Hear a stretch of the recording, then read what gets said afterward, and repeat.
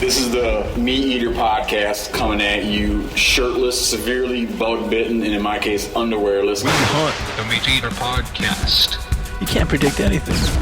The MeatEater podcast is brought to you by First Light. Whether you're checking trail cams, hanging deer stands, or scouting for elk, First Light has performance apparel to support every hunter in every environment. Check it out at firstlight.com. FIRSTLITE.com. All right, everybody, we're joined today by the Prairie Preacher. He's in from Tennessee. I was excited about him coming on as a guest, but I'm not anymore because he was just trying to explain to me that Pennsylvania is the South.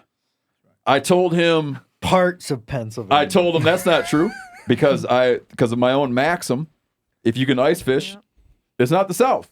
Honestly, it's a miracle he's still sitting here. He tried to lay some bullshit ecological argument on me and didn't even try to tackle the ice fishing question. I'll lay a bullshit sociological reason on you. It's true, man. Parts of southern Pennsylvania are the South, man. We'll get into this in a minute. I wish we were talking about Ohio because I have such a great Ohio story I'd want to tell. And I associate it with Pennsylvania because I had driven out of there into Ohio, and then the story happened, so it doesn't really fit. Follow me? You're always starting stories and never finish. But this is all on hold because there's other stuff. Corinne's just got a root canal. She's all Novocained up and eating her granola bar. Say something. Does it sound slurred? I don't know. It's like in the front. I feel weird. I feel like I have a fat lip in the front. Left side? Right side. You don't look fat lipped. Okay. It's all in your head. Okay. So if Corinne's not as chatty as normal, or if she's slurring her words a bit, don't be worried. And not as chatty as normal. So much. Quick, I got to get into some stuff. I got to we got like a bucket of just really people real fed up about last week's episode, which I'm going to try to address for a while in a minute here. Why they're right and wrong to be mad. But back to the Prairie Preacher, Dwayne Estes, Dr. Dwayne Estes. He's poor on geography, but strong on strong on ecology. Dwayne Estes serves as the executive director at the Southeastern Grasslands Institute, full professor of biology, director of the APSU Herbarium. Where's that? What is that? Apple? That's like a plant museum. But what is APSU? Yeah, Austin Peay State University, just outside Nashville. Okay. The Herbarium, principal investigator for the Center of Excellence for Field Biology. In January 2017, he co-founded the Southeastern Grasslands Institute with colleague Theo Witzel. That's right. And we're going to talk about a lot of his work with Grasslands. And I got a boatload of questions for you. Mm-hmm.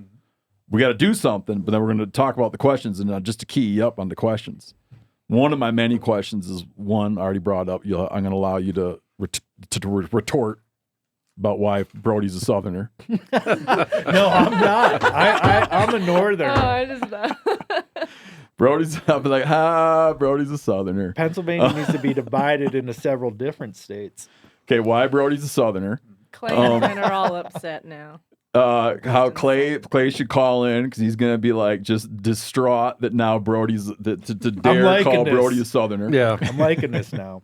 I got another question about this, and I want to get into this with you. Is like when reading about the colonial American period, so late colonial American period, mid 1700s, that these long hunters would go into present day Kentucky, and you see similar things from southern Indiana, where they're like, can't see a tree. Like, how in the hell is that true? Don't answer me now, but just noodle on that. And then when they talk about going into cane breaks that are so big you can get lost in cane breaks, how the hell is that true? So noodle on that. Got it. Noodle on cane. You know, how could that be true? How long does he have? He's got, I don't know, 5 minutes, 10 minutes. You cool? Very much. All right. Make sure you're on that mic, Dwayne, when you're talking. Got it. Thank you. He is. Just for people that didn't hear him, he is cool with that. I got so many questions about this stuff. Why things are different, and then, like, is there any possibility of getting Southeastern Grasslands fixed back up again? Good question. Noodle on that. Okay, so lots of consternation about an episode we did last week where we do a State of the Union with, we did a State of the Union, sort of a State of the Conservation Union with Joel Peterson, who is the president and CEO of the Theodore Roosevelt Conservation Partnership. And people just upset about how that conversation went. And I feel like I want to, like, without Joel in the room, not that I would have said anything different with him in the room, I want to contextualize a couple things and offer a few observations to people who really feel like the way that we've discussed the incoming administration's actions around conservation issues has been inadequate. But first, allow me to, like, explain a couple things from my position. One, Joel Peterson. Joel Peterson is the president and CEO of the Theodore Roosevelt Conservation Partnership. And for people that weren't listening carefully, the Theodore Roosevelt Conservation Partnership they are a DC organization that works on federal policy. All right? This is not like, they're not like grassroots protest movements. They work on federal policy, meaning engaging with lawmakers about federal policy. As I tried to explain, this administration is here for 4 years. This administration might likely have a round two, depending on how things go. They might have a round two where someone, such as J.D. Vance, carries the MAGA mantle into another 4 years. If you worked in federal policy, ask yourself this. If you worked in federal conservation policy and you have a high likelihood, the way things look right now, I would say a high likelihood that you will need to be engaging with this administration for the next 8 years. Are you telling me that it's unfair to say that you're trying to get the lay of the land, trying to look at who's coming in, trying to look at how the decision making is going, and trying to take a somewhat slow, gradual process to engaging with the administration around conservation issues? Does that really strike you as that irrational? That you're waiting a second and watching and assessing how decisions are being made, what they care about, what they don't care about, in order to engage in a potentially 8-year-long dialogue about conservation? Now, Joel Peterson laid out, when we sat down to talk with Joel Peterson, prior to Joel Peterson coming on the episode, Joel was already concerned. He's like, anything I say is going to become outdated by the time you post the episode. And before he came on, he wanted to clarify, when is it coming out? I need to choose my words carefully about when it's coming out. I talked to Corinne. Corinne said we'll be able to put it out the following Monday. We made a joke about how anything that happens today is already going to be obsolete by the time the episode releases on Monday. We release episodes on Monday. It's always driven me kind of crazy, but that's how we do it. There's a bunch of reasons I'll explain some other day about why we keep a certain cadence and don't just drop instantly. Trust me, it makes 60%. It's 60% makes sense. So Joel Peterson comes on already concerned. Then, between Joel Peterson's appearance on the show and the release of his episode, the Doge boys, the administration, however you want to put it, axes thousands of Forest Service positions. And then somehow we get a lot of emails from people, again, not listening carefully, being like, well, how could you not bring that up? Well, that's why that didn't come up. That hadn't happened yet. In fact, this is the first time I've sat in front of a microphone since that did happen. But hold that thought for a minute and think about this before you start talking about who really has the back of public lands people and who don't. Ask yourself this, like Trump ran on the promise of having Elon Musk form a group called Doge, and that Doge was going to go in and look for federal efficiencies and reduce the federal workforce. He ran on this and won on this. People that are running around saying it's a coup, it's like, that's an odd coup that you win that you win a landslide election campaigning on the fact that you're going to have a specific individual do a specific thing if you win. Then you win, the specific individual does the specific thing, and somehow people are mistaking what this is really all about. This isn't me saying what I think about it, but come on. Like, don't just start reading the news one day and not go read the news from the other days and start thinking you understand what's going on. Also ask yourself this, and I'm going to get around to what I think about this in a minute, but ask yourself this. Do you think Elon Musk gives a shit about the environment? I mean, this guy has already this guy has already set sail for Mars. He's interested in Mars, which is a lifeless planet. So if you think appealing to Doge on the fact of conservation and land access and biodiversity, he's interested in the least biodiverse place you can possibly think of, which is a place where life is inhospitable. That's where he'd like to go. He wears a colonized Mars shirt. So you think that coming to Doge and talking about access and biodiversity, they don't care. Like, they don't care. They don't care. As Trump pointed out, Don Jr. is a hunter, okay? Don Jr. has at times in the past, I'm not sure about currently, has at times in the past supported different conservation groups, holds lifetime memberships with conservation groups. The guy likes wildlife, okay? He's not driving this. So for people to think that you might go that for someone in federal policy to take on like a complaining tonality at this point right now might make Elon Musk and Doge reconsider cutting Forest Service jobs, it's like, get real. That is not how you're going to shape any kind of action within this administration.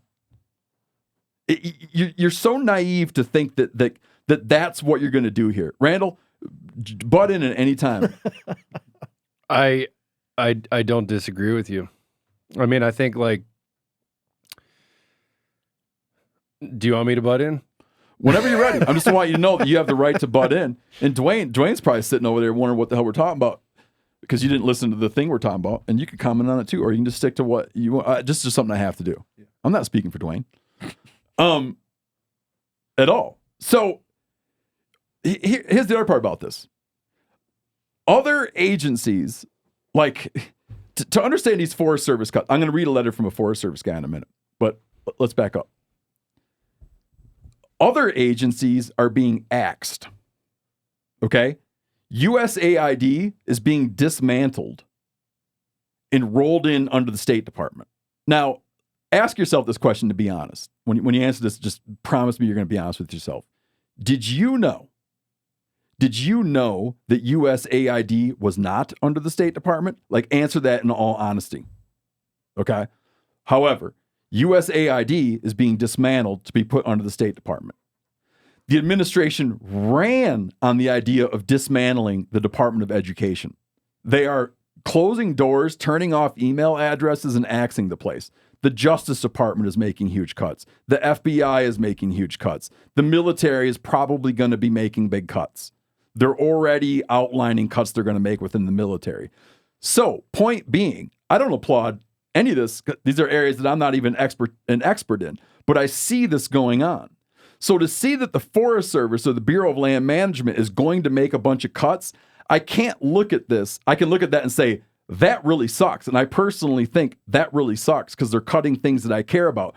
But I can't look at it and see that the administration is targeting land management agencies because they're dismantling non-land management agencies.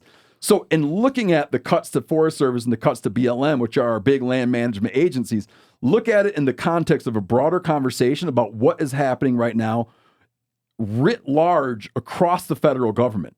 Meaning, if you're going to understand these cuts and talk about these cuts, look at them in the context. This is not meant to be, at this point in time, this is not meant to be an assault on the Forest Service. It's meant to be an assault on the federal workforce of which the Forest Service is part.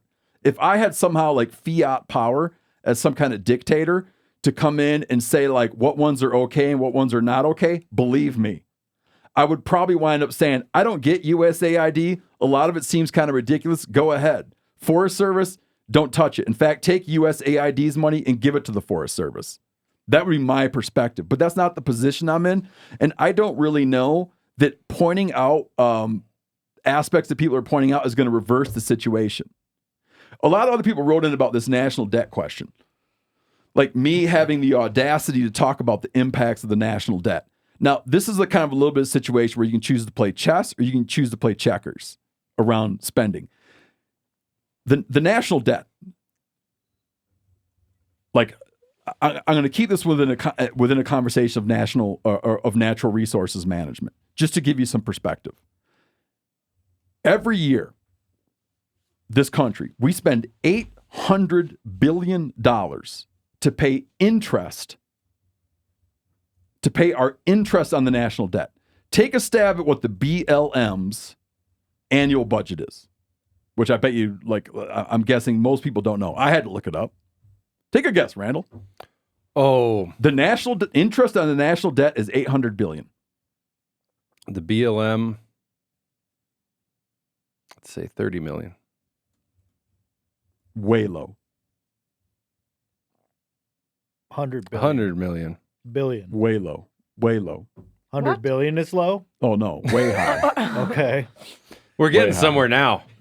500 million. Well, you know, this is the problem you're creating for me right now, What's that? rhetorically, is you know, like if you're saying like this buck was huge, guess how big he was, and then you guess bigger than 200. We've run And into then I this gotta go- problem, Pulls I out mean, the countless carpet. times over the last 6 years. Then since I I've got to worked go, here. well, no, it was 180. And then it sounds like, meh, meh.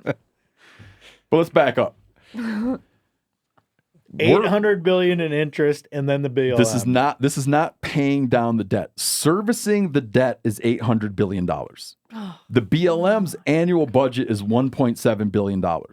So in any conversation about the long-term, like way long-term health of natural resources in this country and where we're spending our money, I'm saying, and I'm asking you to consider this.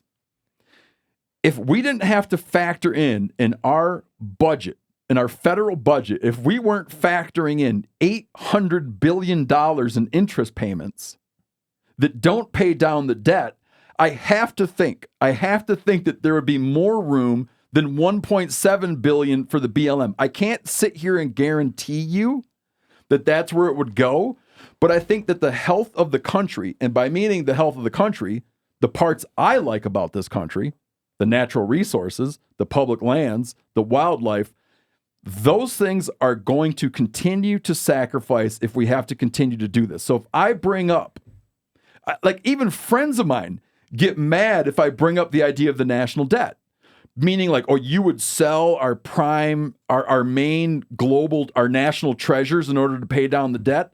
I never said that, ever. I'm pointing out that if you're going to, like, a lot of times we keep conservation conversations like very... in a bubble. Yeah, that's a great way to put it. Yeah. I have, over the years, in talking about conservation, I have oftentimes looked at it in a bubble. Certain things in a bubble. And in this conversation, as the administration goes along, we will wind up, I promise you, we will wind up with plenty of bubbles. So when I sat there and said, waiting for the people are like, oh, I can't believe you would say you're going to wait for the dust to settle or whatever the hell I said. Let me rephrase what I said, because you're right. I would be disappointed to hear someone say that too. What I'm waiting for is parts of this to bubbleize. But right now, it's hard to bubble it because I can't take, like, the Forest Service cuts.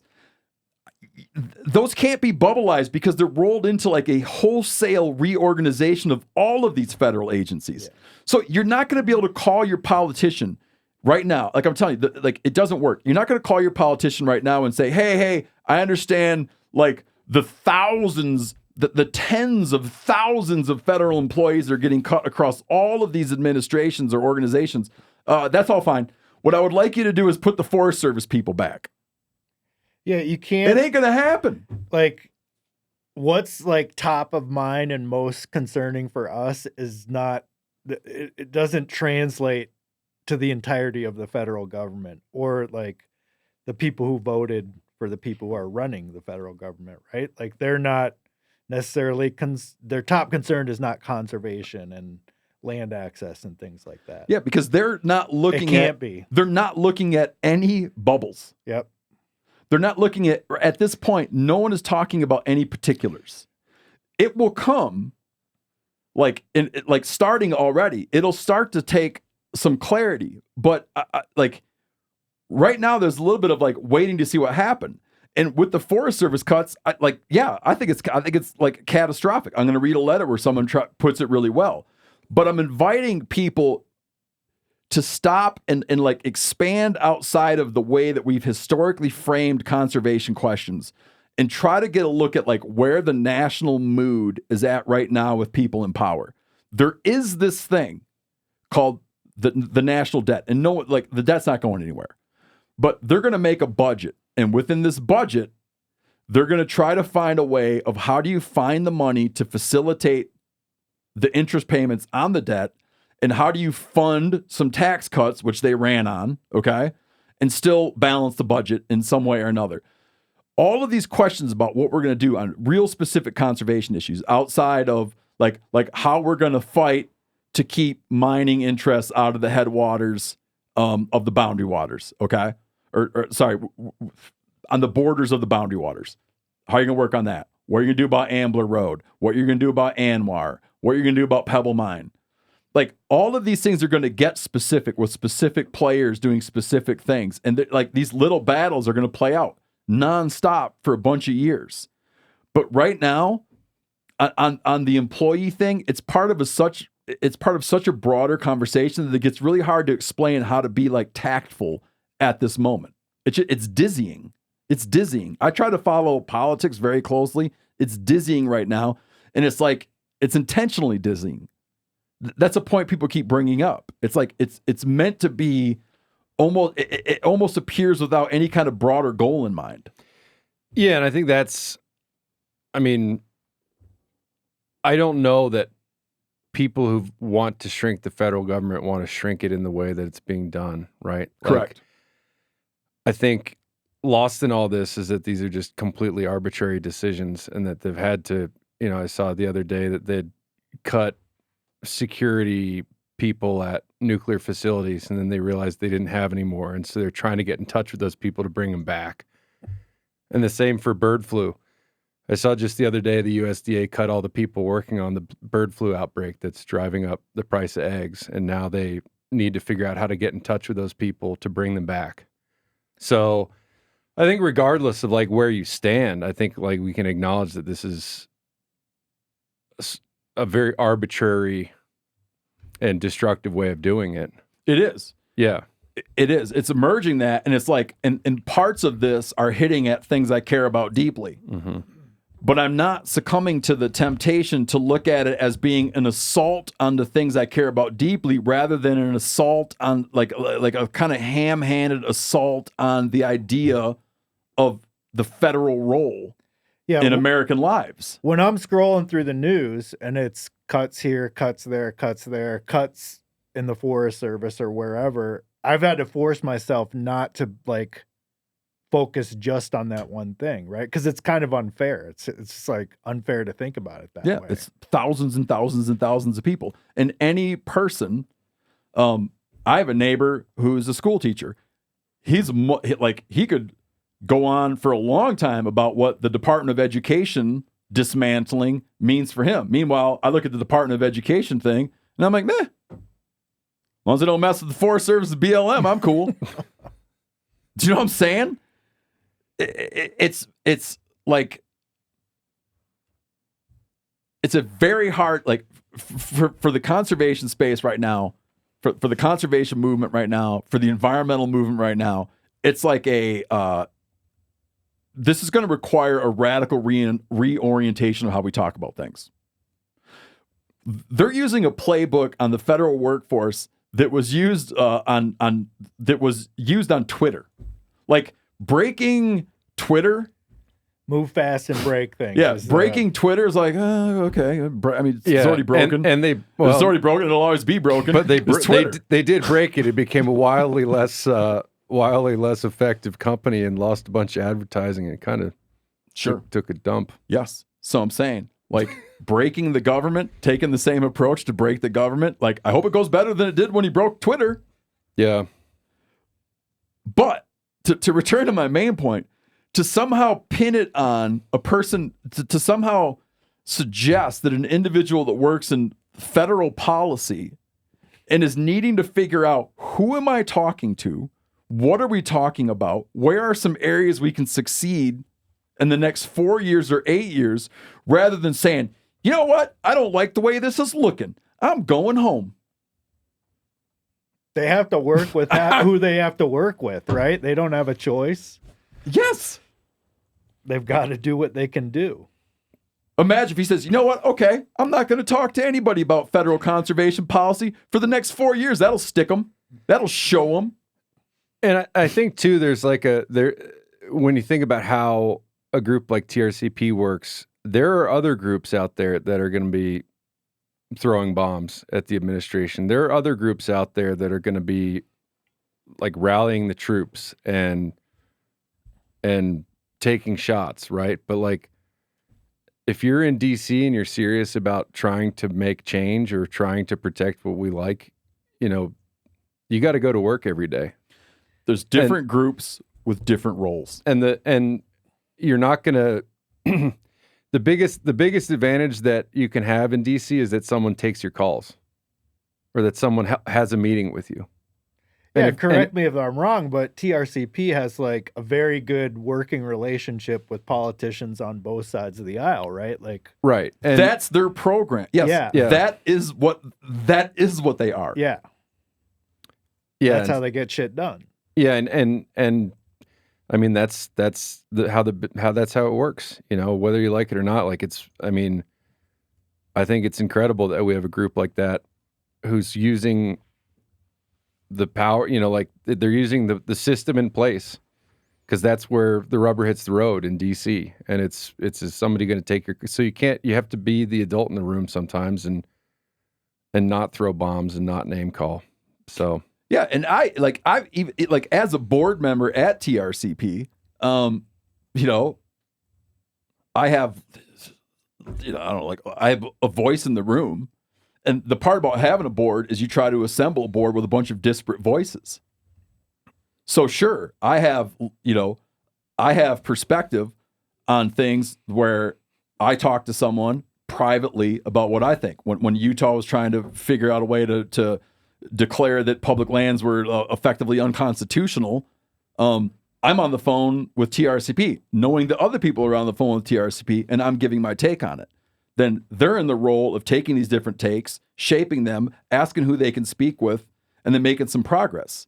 But if you're just going to throw Molotov cocktails in for them, now I'm not talking about me. Yeah. For them, if they're going to throw Molotov cocktails and then one day call up and be like, but seriously, the farm bill. Yeah. I mean, how are we going to keep the CRP programs alive? Like, that still has to happen. Oh yeah, and you need a seat at the table. And it's very easy to lose your seat at the table if you come out and start throwing punches. Yeah, if you want to be like ask yourself, someone else said, "Oh, pretty rich that Steve said get involved in the conservation movement." After saying blah, blah, blah, whatever he said. To everyone else, I'll say this. If you want to get involved in the conservation movement and you want to do it in a way where you have a voice in a seat at the highest level of table, right? The top table, you want a voice there, get on board with an organization like TRCP. That doesn't mean that people going out and protesting at their state capitol isn't effective. It's a way to show force. If that's where you're at, TRCP is not your group. If you are willing to be patient and somewhat intellectual and strategic and play in Washington D.C., that's different. It's just different. And there's room for both, and you can support both at the same time, right? There's certainly it's effective to go and let your elected officials know where you stand, and strongly worded calls to your elected officials do work. But that there's also another model that's having high stakes meetings with people who have the power, and you're not going to get very far with them by calling them up and leaving a strongly worded voicemail. I'm gonna try to give a little bit to explain myself a little bit with a parallel thing that occurred to me one time. Like picture you're a kid growing up in America and movies come out and you become aware of movies, you see movies. And then there's books that are in the bookstore, there's books in the library, and they just are there because they're there. And the movies that get made because they get made. That's how I grew up. I don't know, just like movies came out and you went and saw them, you never gave any thought to what happened, right?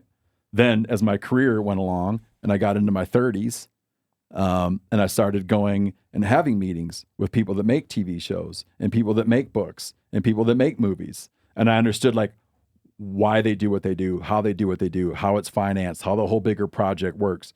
All of a sudden it's like, you know, I never used like the whole like stupid red pill thing. You get red pilled. You're like, oh shit, that's how all this works? Do you know what I mean?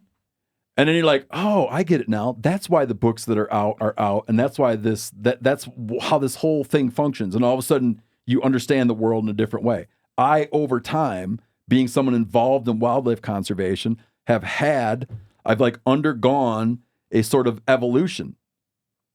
What's the opposite of evolution? De-evolution. Devolution?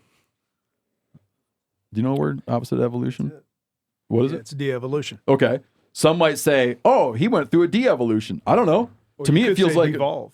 a devolved. No, because I don't want it to seem my picture of how things happen. Regression? There we go, Randall. Okay. Thanks, Doc. Point I'm trying to make. Took a little while. Point I'm trying to make here. Sip of coffee. My understanding of how things happen and why the world looks like it does in wildlife conservation has changed as much as my understanding of what shows get made and what books come out in print. It's like it's changed with education. It has changed. I have come to see more of the value of like backroom, high-level conversations. There are other people who've come away with a very different opinion. If you really want to get into this, you could go read about what happened with why did the 60s fizzle? You could dig into Joan Didion. You could start watching things about the efficacy and evolution of Vietnam protesters. I don't know. There's different ways to engage in policy discussions. The civil rights movement was disruptive and very effective. Other movements have been disruptive and they faltered and haven't worked. What else? Oh, my Forest Service letter. I personally, I'm going to say a couple more personal things here. I've always had a thing where I have I've tried to keep a brand promise where we stay out of issues that we stay out of issues that aren't directly relevant to hunters and anglers. Okay. So at times, this is where I'm in a little bit of a bind. At times, I have expressed appreciation for some things,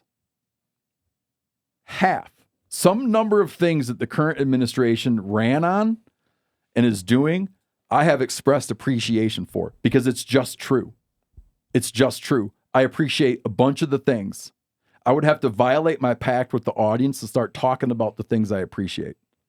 There's a thing called an apophysis. Randall knows what it is. I do. An apophysis is when you bring something up by saying you're not going to bring it up. So my example would be you're fighting with your wife. Your wife says, well, I'm not even going to bring up what you did on Friday. That's an apophysis. She's bringing it up by not bringing it up. So I'm going to do an apophysis when I'm talking about this administration. I'm not going to bring up that I think that the country should have borders. Okay? I'm not going to bring that up. I'm not going to bring up that I don't think people should have their livelihoods and careers destroyed because they fail to get on board with whatever new sloganism emerges in a given day. Like, I'm not going to bring that up. Okay? I'm not going to bring up things I think about with human biology and distinctions between males and females. Not going to bring it up. But when I've talked about things the administration has done, I'm talking about some things I'm not going to bring up that I think are pretty good. Do I then think that what they're threatening to do, what it seems like they're going to do to American wildlife and American wild places and public lands, do I think that that's acceptable? No, I don't. But I can hold two things in my hands at the same time. That, like, there's things I like about the administration. There's also seems to be like some things they're going to be doing and are doing that are going to be catastrophic for public lands and wildlife. And it's part of my personal thing to sort out these two issues and find out where I'm going to land on it. But I can't sit here and tell you that every single thing Donald Trump does pisses me off, because that's not true. Like, it doesn't. Some of the stuff is absolutely going to. But I'm not going to look at it like that. I'm going to look at it like I'm going to find the areas and weigh in on the areas that I think they're screwing up. And it's starting to look like there's going to be quite a pile of them. Anything else? No. Where do I begin? The letter. Put my spectacles on. My name is blank, and I am a Forest Service mule packer. As I write to you, February 14th, I am still an employee of the U.S. Forest Service. Today, I lost many coworkers that I call friends to the new administration's recent cutbacks on federal employees. For valid and invalid reasons, the new administration has decided to pick on the U.S. Forest Service. I'm going to step in and editorialize here. I'm outside of the letter for a minute. People don't want to hear this, but I don't think the word choice is right. I don't think they've decided to pick on. Because they're picking on a lot of people. It'd be like if I went into a class, if I was a bully and I went into a class and beat up all the kids in the class, they wouldn't say he was picking on Bobby.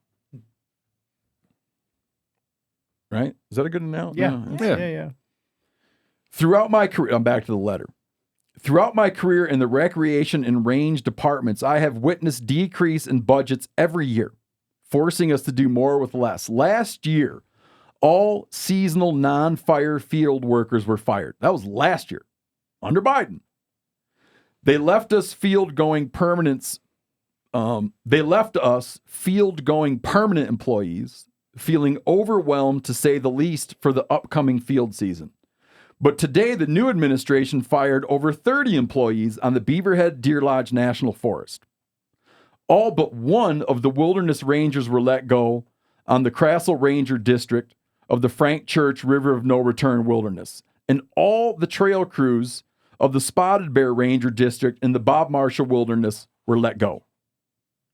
The Wisdom Ranger District no longer has any trail crew to maintain the Anaconda Pintler Wilderness either. A dear friend was days away from graduating from probationary status. He was fired from the NRCS in Alaska along with her entire tribal relations team. Out of all the wasteful spending in government, for this administration to pick on the hardest working, lowest paid, and most dedicated workers makes me ill. This may be an honest, uneducated attempt to cut wasteful spending in government. Now, this is like why this particular letter resonated with me, because of this line. This may be an honest, uneducated attempt to cut wasteful spending in government. He says, in my off season, I work for different outfitters guiding elk hunts in multiple states. We rely on these trail systems to do our job and earn a modest living doing what we love. These layoffs are taking away access to our public lands. Over 120 years of blood and sweat by the American working class maintaining these trail systems will be lost. Those that make a living in these areas will suffer.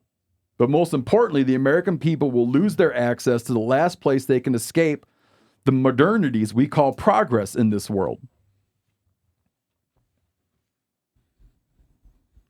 And he ends with a plea.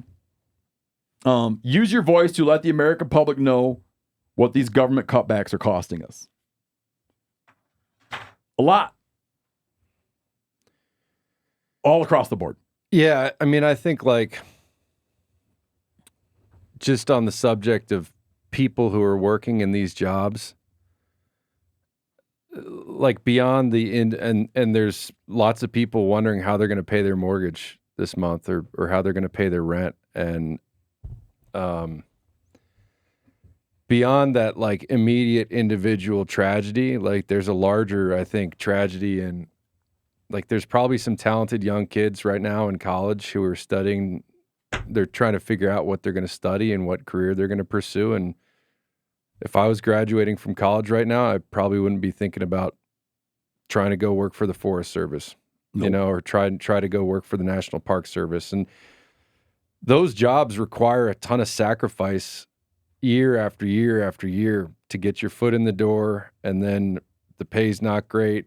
And then you're probably transferring around to, if you're in the Park Service, bouncing from park to park or wherever you are. Like, I think we're going to see generational consequences from the past few weeks just on the types of people we can attract to those jobs. And that for me, I think is like a pretty profound, like, even if they hired all these people back next week, like, there's a chink in the armor that is hard to polish out at this point. And it's just like, yeah, I don't know. I mean, when I was finishing college, I tried really hard to get my foot in the door at a public land management agency and couldn't do it. You had to settle for MeatEater. I did, and I'm lucky that things went the way they did. But yeah, it's just like these people love the resource, and I never go out on our public lands and think, I wish there were fewer guys working on roads. I wish there were fewer interpretive rangers telling people what's great about this landscape or telling people about these animals we're looking at. Like, that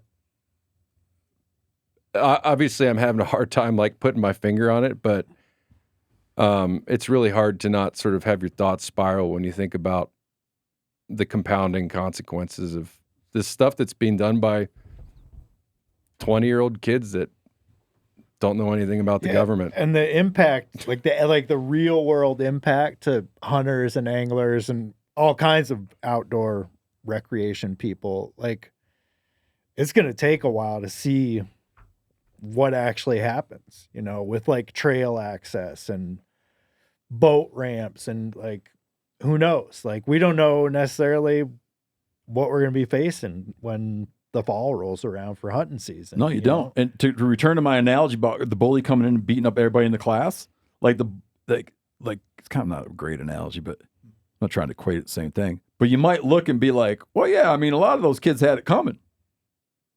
But little Billy? Why He's him? the nicest kid in the world. And so, yeah, like, I don't think you're going to find, like, you're not going to look at the Forest Service and the Rocky Mountain West and Doge and Musk aren't going to be like, and look at all the embarrassing, crazy expenditures they were making. It's not going to happen. Yeah. But here's where a thing I do predict happening as this goes on. And again, this is all new news, but I can picture this. Do you remember when, Dwayne, I'm sorry. I'm almost done. You could cause that bad moment. Do you want to come back? Do you remember when Trump floated the idea, and I talked about this the other day, like the other day I was explaining, if I get really mad at my kids about iPads and phones, I'll say something like, I'm about ready to take all those iPads out and run them over with my truck. I've used that one. Yep. Now they know I'm not going to run the iPads over the truck, but they also know he's going to do something. He's fed up. I was just joking around and saying how when Trump said, I got half of mine to empty out Gaza and make a big resort, he was kind of saying, I'm going to put all the iPads in the driveway and run them over my truck. Meaning people are like, he's not going to do that, but he's pissed. He's going to do something. Well, who's the libertarian from Kentucky? Oh, Paul. Rand Paul. Rand Paul. Right away. He, now that Twitter's not Twitter, it's called X. When you tweet, what are you doing? Xing? I think they still say tweeting. Okay, I it's think. stupidest word. Just a horrible business decision. Yeah. Yeah.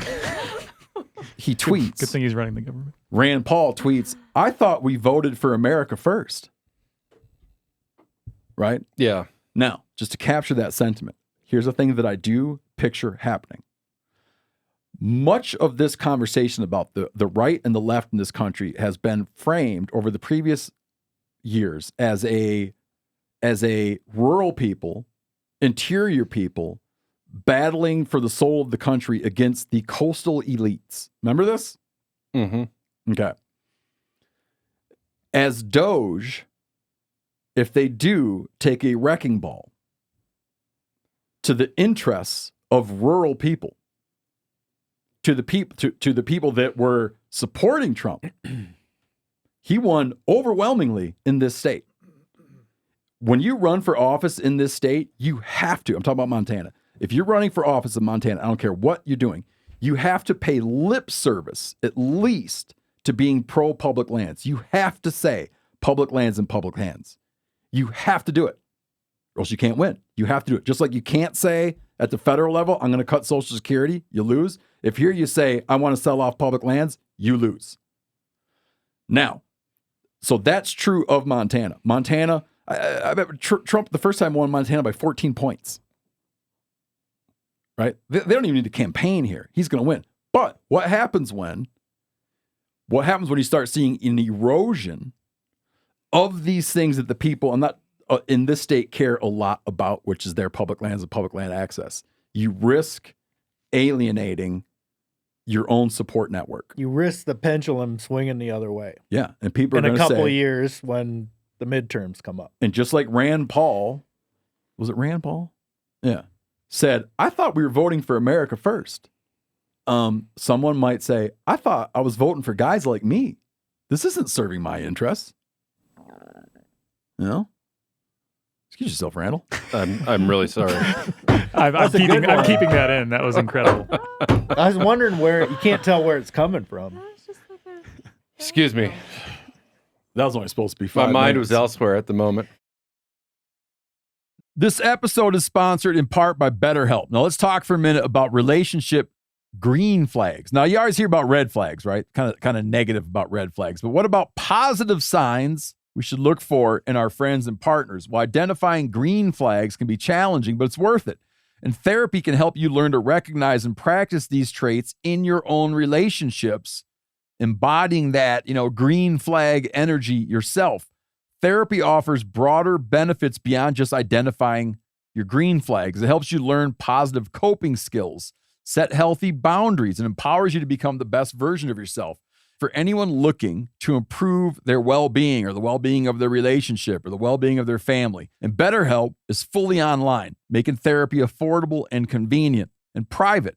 With a network of over 30,000 credentialed therapists serving over 5 million people worldwide, you can find the right fit for you. You can also easily switch therapists anytime at no extra cost. Discover your relationship green flags with BetterHelp. Visit BetterHelp.com/MeatEater today to get 10% off your first month. That's BetterHelp, HELP.com/MeatEater. Is everyone good? Can I start interviewing Dwayne about what's up? Yes, let's. We should reintroduce him because everyone probably forgot who he is by now. It's terrible.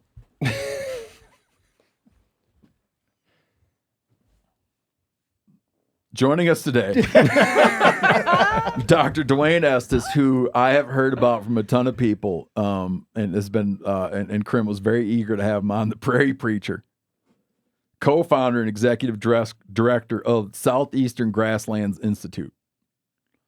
I first have to say that everything I just said is me talking, not Dwayne talking. But I would like to invite, if you have any comments about anything, about what we just said, because you're sort of now like you're sort of affiliated with the conversation. You could either sit it out or you could give some of your thoughts. You'd say whatever the hell you want. I don't care. Yeah, let's talk about it. Well, Just wade in. Number one, there's a double meaning to apophysis. Oh, geez. Yeah. It's the broad portion of a pine cone scale. Just FYI, from a little bit botanical. One more time. Yeah, like if you had a pine cone, right? Mm-hmm, You've got the prickle there. Yeah. It's that broad triangular face that you see. That's Really? the apophysis. You're shitting me. No shit, man. Wild. Yeah. I love that. I Thanks drop, for joining today. drop a little botanical knowledge on you there. On next week's show, No, I find it fascinating, man, because we're all in this limbo right now. And as a founder and executive director of a conservation organization, we're like everybody else. I talked to a good friend of mine who is a former senator, and he reminded me, he said, this, I hear you. He says, it's not about you. It's, there's worldwide ramifications of what's happening. And I think that helped to frame it in a context that made me kind of just sit back and try to chill and get through it and just say, it's going to take a little while for us to kind of figure out what the road ahead looks like. We're trying to go through planning right now to think about what are our options. It could be that we get by unscathed. It could be that our organization fails in 4 weeks because of what we're currently faced with. So, yeah, it's scary, man. People's livelihoods are at stake. Good people, good, hardworking people doing habitat restoration work, planting seeds, planting prairies, doing prescribed fire, people with babies and kids and elderly parents, farmers that we work with, seed producers. They're all uncertain right now, and they're, a little bit scared about what's coming. So, to me, I found the conversation to be very fascinating. I just was enjoying it. Really? I wouldn't call it a conversation. It was more like a monologue, but it's okay. Yep. Monologue verging on rant, but that's okay. Yeah. It wasn't a rant. I know. Because a rant, you're pushing a thing. I was pushing a question mark. Your face wasn't red and there wasn't like a blood vessel Yeah. sticking out of your forehead. Thank you. Yeah. Let's set the stage for Grasslands. Yeah. No. Can we tackle this first? No, explain how Brody's a Southerner again. Yeah, right. Okay. So Brody and anybody in Southern Ohio, Southern Indiana, Illinois, New Jersey. Imagine that. You're in the South, man. Yeah, you're in the South. I'll draw you the South. I'm gonna tell it to you right here. I'm familiar with 2 ways of drawing this line. I'm familiar with the Mason-Dixon line. Yeah. And I'm familiar with my thing about where it's a line of where you ice fish or not. Yeah, the Mason-Dixon line ain't got nothing to do with what I'm about to show you right here. So I do like geography. I do like geography, by the way. You got to put the Chesapeake Bay in there. No, I see that. You That's got to good. put the New Jersey in. There's your Long Island right there. That's the northern extent of the South right there. Long Island. Yeah, no shit, man. Long Island, absolutely. They need to change how they talk. That is hilarious. I No, love seriously, this man. so We much. could even I make love a it. case for southern Nova Scotia and Cape Cod. I'm telling you. All right. So then what we do is we draw that line coming across the southern 2/3 of Pennsylvania. Okay. Not Does a- that catch Brody or not? Nope. No. So he is it- a Yankee. Yeah, Erie's out. You're in those glaciated plains. Is Seth a Yankee? Yes. Okay. Very close. All right. Now what you're going to do is bring He's it an down. infiltrator. Yeah. You're going to pull in the edge of Appalachia country of Ohio. Okay. You do bring in Cincinnati. Mhm. Yeah. Southern third of Indiana, southern Illinois, cut right across south of the Columbia This is a River. hell of a U.S. map. Steve, this Yeah, needs bro. to be a shirt. The And- South. and- yeah. So you're drawing a map of basically what Right there. what wasn't covered by Down ice through sheets. the middle of Texas. You want to hold that up for the camera when you're Yeah, done, yeah. Dwayne? I can't believe you just did that without having a reference. Man, I've been See, he studying knows maps since I geography, was man. wearing a diaper, bro. Yeah. That's the South right there. The SGI focal region, I'm still a Yankee by a 20 long 24 shot. states. It all gets down to biogeography, Steve. So you're a love Johnny it. Reb now there, Let's Randall. go. Yep. Yeah. Just south of the hills there. Let's go. Mm-hmm. Look away, Dixieland. Explain that to me. What's going on within that map?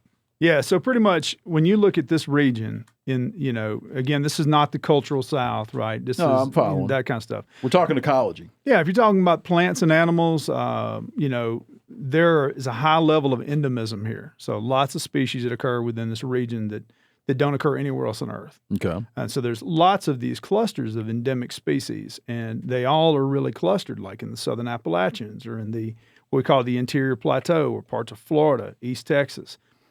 And many of those species are really narrowly distributed, but then you also have wide-ranging species. That's the ones we look at. Like, look at post oak trees, for example. Okay. Post oaks grow all the way out to the cross timbers of Texas. They grow up into southern Illinois. They go all the way up to Long Island or so. They don't go any farther north. So what you have then is this perpetual pattern of species that reach their northern range limits and their western range limits because of climatic barriers.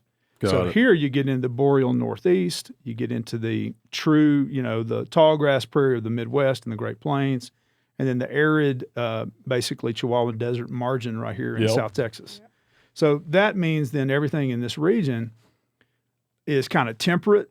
It's got seasonality, with the exception of South Florida, which is subtropical. It's mostly, people think of it as a deciduous forest region. That drives me bonkers. You don't like that term? No, I don't. Actually, it's a huge misnomer, and it's not based in science or history. Can you tell what it means and why you don't like it? Yeah, because what it does is it extrapolates, all parts of the East as being, people think, well, it all used to be forest, right? There's this, what we call the myth of the squirrel. That Can I tell you the squirrel myth? Yeah, I was raised on this. Good. Okay, what? That a squirrel could go from blank to blank and never touch the ground. Yep. A squirrel could go from Kentucky to Michigan, from Florida to New Jersey. That's right. Whatever, and never touch the ground. Yeah, I heard it as my 6th grade teacher, Tommy Johns, who also paddled me 13 times for talking too much. Did he invent the surgery? He told me. No, I don't know. Tommy John surgery? No, this is Dwayne was probably smarter than his teacher. I call it Tommy Johns and the fabled squirrel. We still got whooped when I was a kid. How old are you? I'm 46. Oh, yeah, I got 13 of them in 1990. Yeah, Mr. Bricken. Yeah, man. He called me down and whooped me one time. But he told me, he said, look, a squirrel could travel from the Atlantic Ocean to the Mississippi River without ever touching the ground. That's what I heard. That's it. I was screwing the whole thing up. Yeah. That's what my dad would like to tell me. Yeah.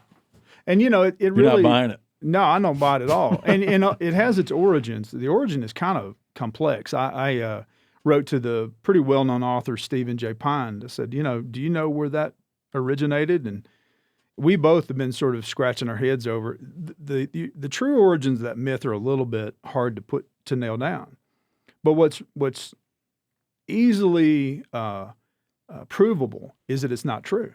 Yeah. All you got to do is go back into the annals of American history, the days of Boone and his contemporaries, or you can look at multiple lines of scientific evidence at many different places across that and say, oh, there were vast prairies there. There were cane breaks there, non-forested ecosystems. Mm-hmm. So for us to take this mantra that it was all forested has had a deleterious effect for biodiversity and conservation. Think about it. We've invested billions of dollars in the eastern United States into forests. When we go buy land for protection, we create public new state parks or new national parks. It's all the mountainous, forested, or big swampy bottomlands that get all the attention. Yep. Nobody thinks about the open spaces.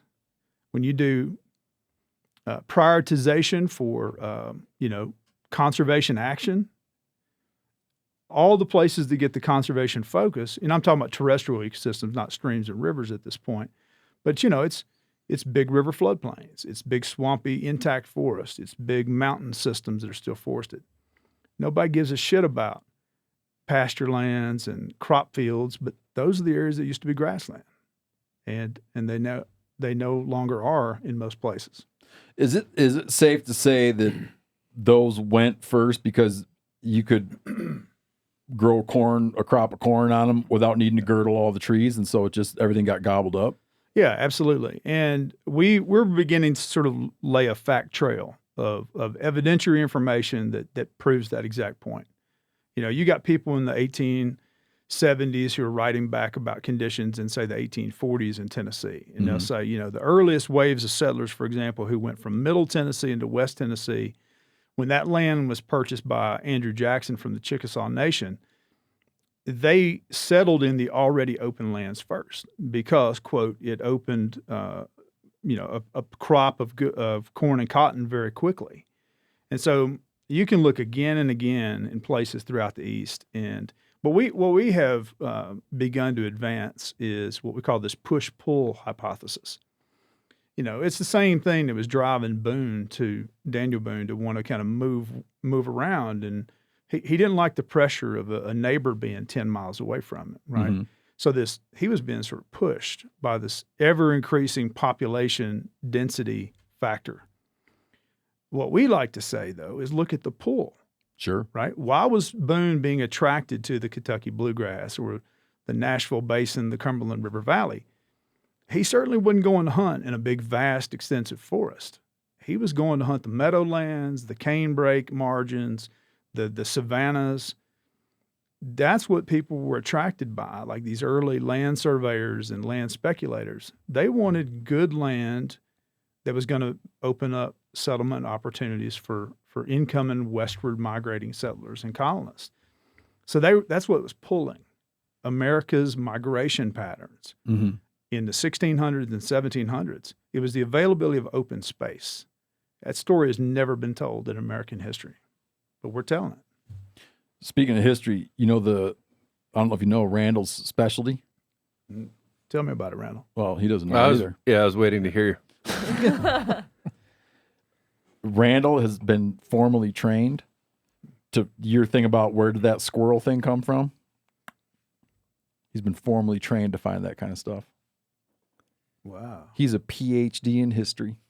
Dude, that's what we need, man. We need to figure it out. Yeah, this is the first time I've ever heard that. He's busy right now. We need more PhDs. But if you put Randall on that, he'd probably come after a couple of weeks. He'd come tell you where that first appeared. Okay. Well, I don't know about that. I mean, that stuff's so hard to pin down. Really? But yeah, like, never mind. well, I will say this. It's a great compliment. I really, I feel like I'm sitting up straighter in my chair now. But yeah, I think you're probably doing the Stephen Pine as well, doing the as much as can be done on that. What I wish I had compiled more specific examples, but places, Randall, this will jog your memory. Places where I don't necessarily from Boone's descriptions, but places where guys around 1770, whatever, are describing, could be north of the Ohio in some places, mostly south of the Ohio River, are saying that like not a tree in sight. Yeah, I mean, where in the world is that happening? I thought that was when you're reading all those accounts. I mean, they're describing savannas and the barrens. The barrens is this region that they talk about all the time. And in my mind, having grown up in Ohio and driven interstates, up and down to the to the south and throughout sort of Tennessee, Kentucky, all this, I picture it's trees on the hills and farms in the bottom. Mm-hmm. And you read these descriptions from that time period of all this open country. And for me, it was just like, I didn't have a visual reference in my imagination for what that looks like. Mm-hmm. I kind of think about the land as, I told a friend this recently and she kind of looked at me like she didn't believe me. I said, imagine if you were to go into like the I-81 corridor, which takes you from Pennsylvania down, into Tennessee. The Great Valley, as it's called. It's the bottom of the valley is relatively open today. Mm-hmm. I think the vast majority of Americans would look at that valley and say, oh, at some point in our past, it's been cleared. Right. It's been deforested. Yeah, I would think it was open anthropogenically. Yeah, exactly. Yeah. And I would maintain that many sections of eastern United States are relatively about the same in terms of the approximate closure of the landscape versus openness as it was to pre-settlement times. So that, those open cattle pastures you see down in there in western Virginia today, or cornfields or valley bottom hay meadows, those were probably mostly always open. Sure, there are blocks that were deforested, yes. But the relative balance of land open to closed, I think, is relatively the same. It's just what happened to the land. The forest went through the mountainsides. Some of them were cleared and logged and grew back up into secondary and tertiary forests. Those valley lands, though, those were part of that pull factor, that attractant for people moving out of Chesapeake Bay and stuff and Tidewater, Virginia. And when they moved into that, they moved and stayed forever, right? They converted those meadowlands and those savannas into the first cornfields and crop lands and plantations. And when those got exhausted, then sometimes they let them go fallow into pasture lands, or they went into pasture lands from the beginning. And many of our grasslands too, especially the savanna types, they've always had trees. And that's one of the big hallmarks of what we call southern grasslands is not all of them had trees. There are certainly many examples that were essentially treeless that we can point to, and we can talk about where they were and why. But 80% at least of southern grasslands had somewhere between probably 10 and 50% tree cover. Okay. And so many of our friends say, well, hell, why don't you just call that a forest and be done with it? Well, because you could call it an open forest. You can call it a woodland. We don't really give a shit what you call it. The fact of the matter is we need to understand what its structure needs to be, right? What does it need to be healthy and flourishing for both native plants and native wildlife? It needs to be something other than what it is today. We have deviated from the natural condition so profoundly that people in the East are just unaware of that deviation. Go ahead. Well, this is a non sequitur. I don't even know what that means. It's not going to follow what you just said. I wasn't sure what we were walking into today, and I love profanity, but Yeah. you've said the word shit a few times, which is not something that I expected from the prairie preacher. Now I'm understanding sort of the Well, I heard it from you guys first. the gospel. Oh, please. Yeah. I mean, I we thought he was a preacher yeah, I was, from the prairie. no, I mean, I read I was like, I wonder sort of where the preacher comes from. And now I'm getting, you've got your own gospel here of what the East used to look like. But yeah, I don't know. That's just my thought. I don't really have a question. Thank you, Randall. Back to you. Yeah. How much of your work is about where do you split your work and your worldview from trying to capture what things looked like? I'll add a little bit on that because Randall and I have experienced this as well. Is in some of our research about market hunting that we've been doing lately, where we're sort of taking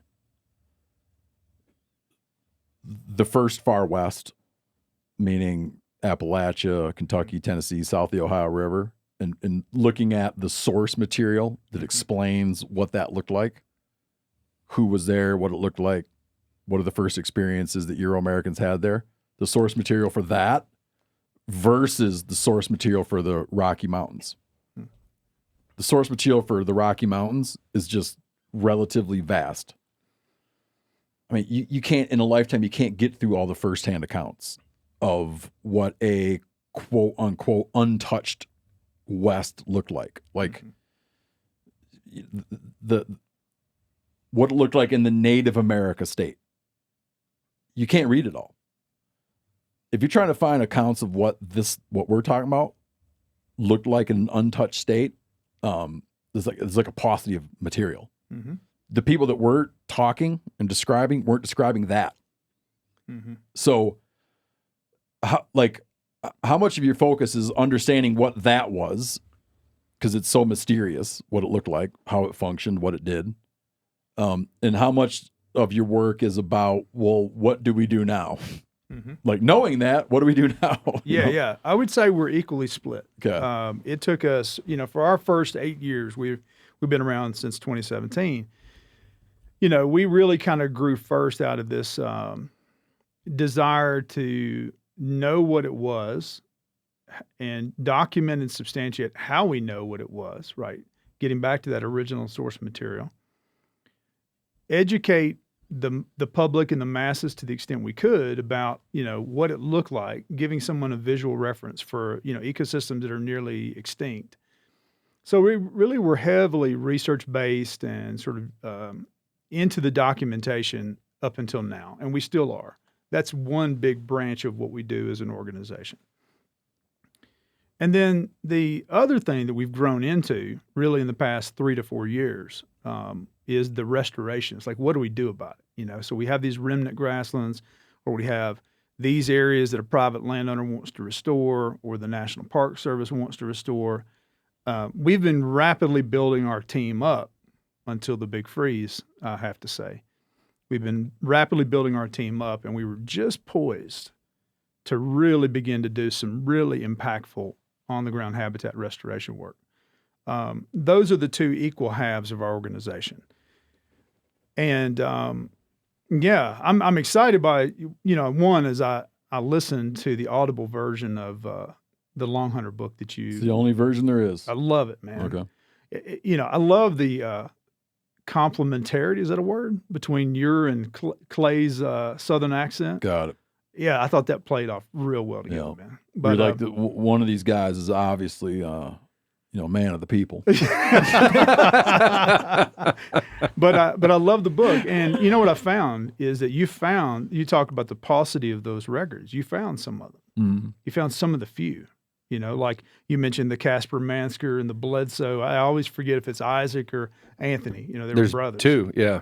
Yeah. Oh, I'm sorry. Yeah. Yeah, and I can't remember which one was with Mansker when they encountered the Lick in what is modern day Sumner County, Tennessee. And the first time they came, as you alluded to in your book, they were on horseback and they shot a deer. It was in the middle of this giant herd of bison, right? Mm-hmm. And they couldn't get off their horses for fear of being trampled to death. But as long as they stayed on their horses, they were good. There were hundreds, possibly, a few thousand buffalo into that particular lick that they were in. And you found that reference to that. There's a couple more to that exact same place, though, that has always stuck with me. For example, when they came back the following year, and I think you may have referenced this too, all those bison had been exterminated. But French. Yeah, the French hunters like Timothy de Montbrun and his cronies were all kind of hunting around in that area. So, you've stumbled upon like one of the very few references to what I would say is a reference that alludes to the savannas around the Nashville area. Some regions, have really well-documented grasslands, like the Black Belt Prairie region of Mississippi and Alabama. Okay. It goes all the way back to like 1701. When that was French territory, you had French generals and stuff like that were based in New Orleans. They and their armies were crisscrossing northern Mississippi. Those are all recorded in the French archives. And I've got a colleague, Dr. John Barone, who's published and pulled that stuff out. But part of the challenge of the South and the East in general is that many of these areas were settled so rapidly and hectically and chaotically that the original landscape, we always say they were gone before the camera was invented. Yep. Mm-hmm. They were gone before people who could write about them visited, in some cases. They were transformed before they could be recorded. And oftentimes they were gone before the first artist came through. Yeah. So the record has to be sort of pieced back together like Humpty Dumpty. And that's one of the things that we're actively doing is piecing back where they were, what they look like. One of our great friends, and you got to have him on your show. He's amazing. He's the best oil painter you'll ever meet. And careful now, because my wife's taking oil painting lessons. But he goes back and he tours like when William Bartram was an explorer in the South in the 1770s. He goes back to where William Bartram was in Montgomery, Alabama. And he uses Bartram's words and his ability to look at the modern landscape to put back the scene that Bartram would have seen.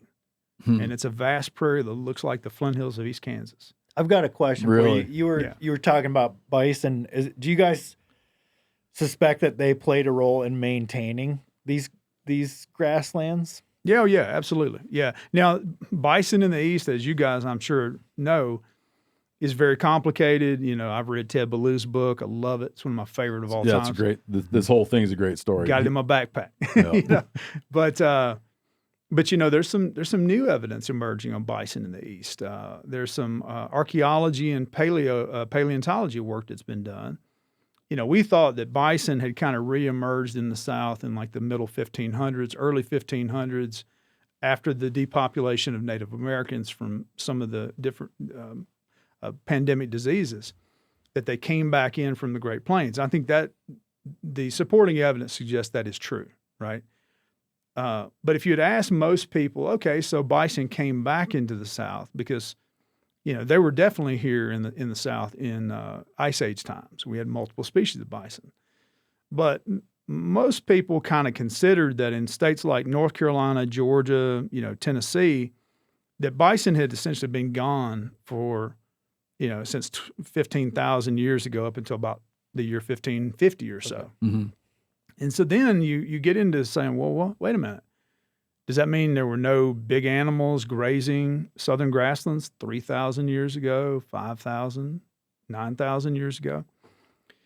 That was kind of the consensus. But this Can I wedge in a few? Yeah, of the wedge things in, please. Well, I just want some of the things people have looked at Mhm. and describing that I've read about is like that the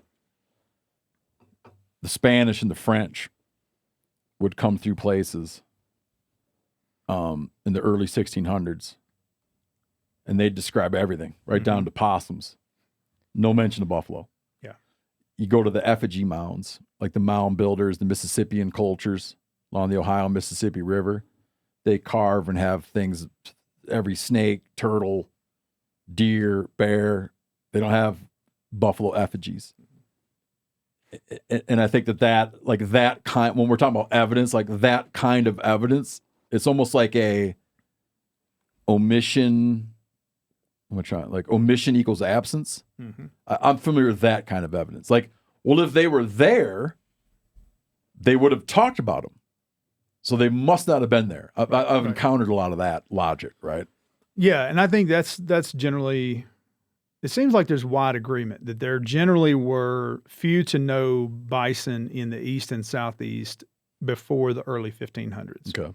You know, when you get to the French explorers of the 1680s through, the 1720s, ample discussion of bison. Just it's everywhere. You know, when you get to the 1760s and 1770s, everybody who goes out is talking about bison in every valley in West Virginia and every big, whatever. Isn't that crazy? It's crazy, but and so many place names too. But here's the challenge. We thought they essentially had disappeared at the end of the Ice Age, but I think his name is Dr. Gary Moore. He's an archaeologist from East Carolina State University. Was doing some work at a archaeological site in the Piedmont of South Carolina, and using a technique where they looked at these spear points, these stone projectile tools, right? They were able to go into, you guys have seen those flint nappers, right? And you're sitting there making a projectile. They've sat in that chair you're in. Yeah, well, there you go.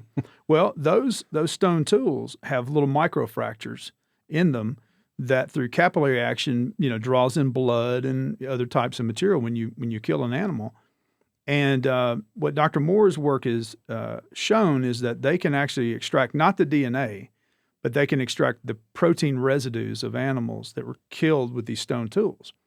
Is that reliable? Well, I know. I keep hearing about this, and I keep being like, really? I've heard mixed opinions on it too. But if it's true, let's just say if it is.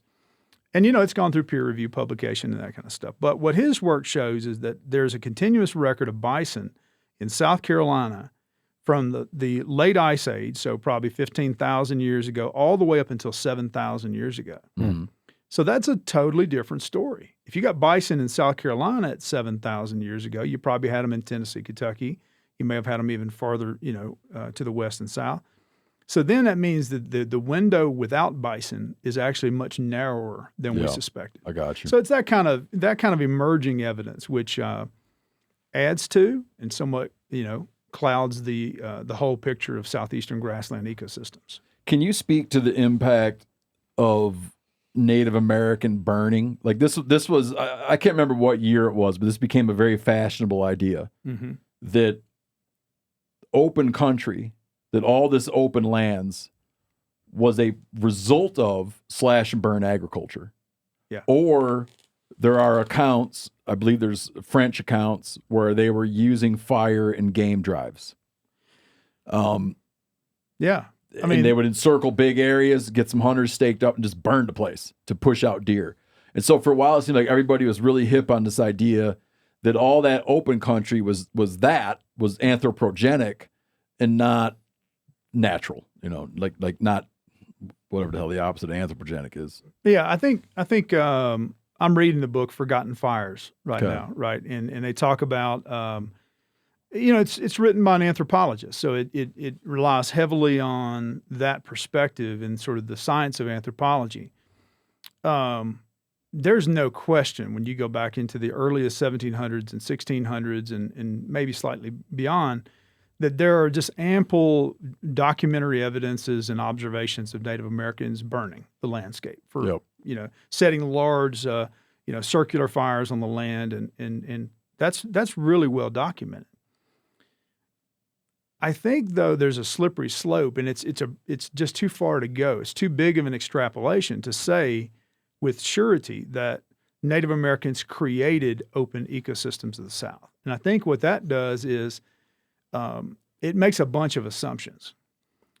One of the ways I think, and my colleague, who's our chief science advisor, Dr. Reed Noss, he wrote a book in 2013 called Forgotten Grasslands of the South. And it really was a game changer in terms of messaging around Southern ecosystems. There's one very clear line of evidence as to why it doesn't make sense that Native Americans created these landscapes. Okay. They probably moved into them and found them already largely open. They may have expanded some of the smaller ones to make them larger. But the clear line of evidence that they did not create most of them is in the presence of endemic species. When you have plants and animals that have, through the process of evolution, it just takes time. Most of the species that evolve on this planet, they require tens of thousands, maybe hundreds of thousands. Some of them require millions of years to evolve. Yeah. If we have conclusively had people in the South for, say, 13, 14,000 years, most of these modern species likely originated prior to the arrival of man into the southeastern United States. Yeah. Grassland species. They're grassland obligate species. Yeah. That's the biggest testament to that longevity factor. Now, here's the other one. Very rich fossil evidence for grasslands and grassland endemic species in the South. And so if you say, okay, well, what if it's true that Native Americans came into and created these? Again, I am not in any way trying to take away the importance of indigenous management. I think that is a exceptionally important, component to this. But you can go back to the fossil record in Florida and East Tennessee and various places and find a rich wealth of some of the biggest grassland-dependent, megafauna and carnivores you can imagine. There's a recent discovery of the American cheetah in the Appalachians of Southwest Virginia. Seriously? Example. Yeah, no joke. I was reading there was caribou in Alabama, Georgia. Yeah. Yeah, big longhorn bison. And by the way, that cheetah was found within the county adjacent to Cumberland Gap. No kidding. Yeah, I know you love Cumberland Gap. Yeah. Huh. So there's a wealth. I mean, the endemic species Yes, alone, yeah, man. That is the biggest piece of evidence. I remember when I was a little kid, man. Do you remember do you guys remember what I don't know if it's still around, the Epcot Center? What the hell was that? Yeah. Like some Disneyland. Disneyland? It's very much still Golf around. ball, Yes. giant Phil, golf hop in ball here. thing? What was that? Isn't it the giant Perfect golf time for me. I'll ball hop in thing? there. I love Epcot Yeah, it's a big glass. Center. It's like a big glass. Looks like a giant Phil, golf ball. Yeah. Phil, Yeah. please. It's like a big. Fill us in. I went there. Fill us in. When I was That's just a the segment. youngster, I went down. I remember we went down there we fished, we watched them shoot a space shuttle off, and we went to the Epcot Center. Mm-hmm. And they did this thing where you were like cruising at very low altitude. Like it's like a planetarium experience where it's like you're cruising very fast at very low altitude over the country. Mm-hmm. I know there's like some budget problems. Have you guys tried like any kind of wide scale visual representation of what a flyover like, you know what I mean? Like what a flyover of the area you mapped out looked like in 1492. That sounds like a good collaboration with MeatEater, if you want me to tell you about it. But no, what we have embarked on is the creation of a web platform we call Grasslandia. Okay. It sounds kind of fanciful, right? Mm-hmm. Come with me to the Grasslandia. the world of Grasslandia. And no, I think that needs to happen. We need to have that sort of visual, flyover reenactment so people could see it, because nobody can see it and understand it today. And if you can't see it, you can't visualize it. Or the largest remnant you have left is the footprint of this building, or a quarter of an acre. How are you going to inspire people to go back in and care about those landscapes and rebuild them and reconstruct them so we can prevent the continued collapse of our wildlife and biodiversity, which is all around us? Yeah. Yeah. Tell us about some of those patches you found. Yeah, well, Like native patches of like Yeah. historic grassland. And how small they are. Yeah. Which is Well, the so interesting. probably the best patch that we have left in Tennessee, where I'm from, is called May Prairie.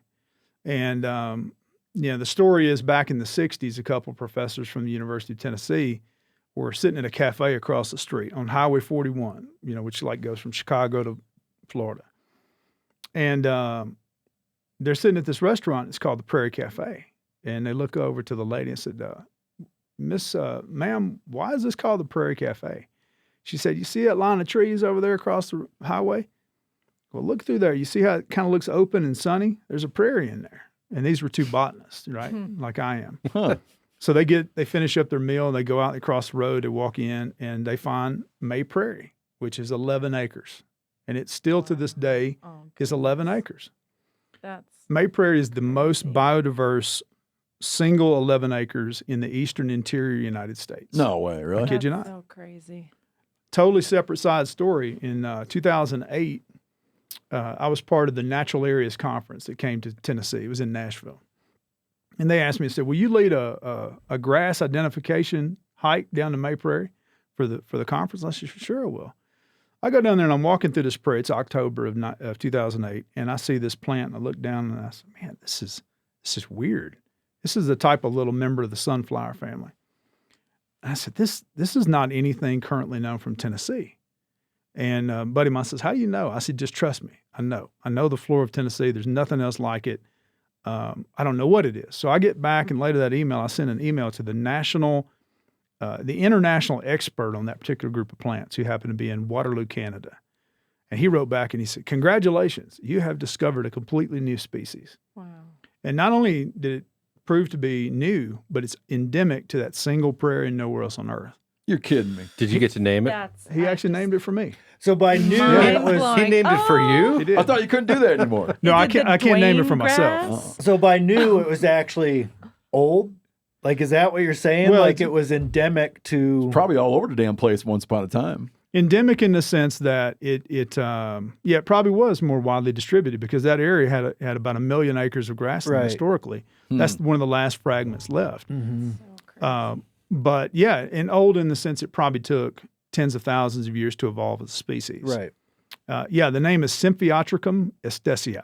Not the sexiest name around. Like, we've got prairie out here, and it's obviously it's diverse, and there's different kind of plants and animals and stuff. But like, what would like a patch of that prairie, that size of this table, look like that you're talking? Like, is it a bunch of different flowers and plants and grass and?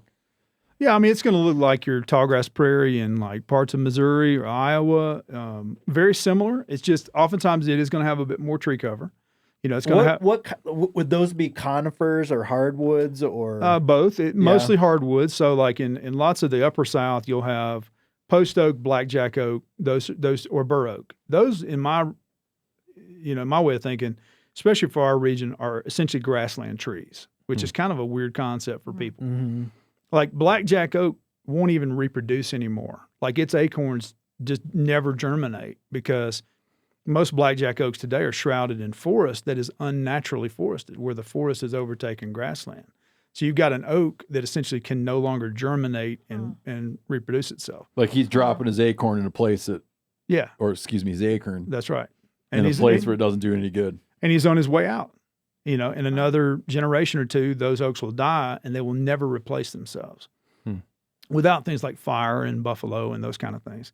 But visually very similar to what you'd see with the eastern tallgrass prairie. That's essentially what ours were. They were sort of eastern outliers but they were very different in terms of the plants. They had their own species, their own composition. They were unique, and now they're mostly gone. What's it look like subsurface in that May Prairie? Yeah, that particular prairie does have, it's an intact system, so it's the underground is intact too, and it's prairie soils and stuff. But that's a big misnomer, big misconception a lot of people have, is that prairie is always associated with a given soil type. Mm-hmm. In the Midwest, a lot of your prairies are these black prairie soils. They call mollisols. But in the South, we get prairies on every soil type imaginable. Okay. So that really doesn't hold much water for us with the actual soil type. Got it. Yeah. Yeah.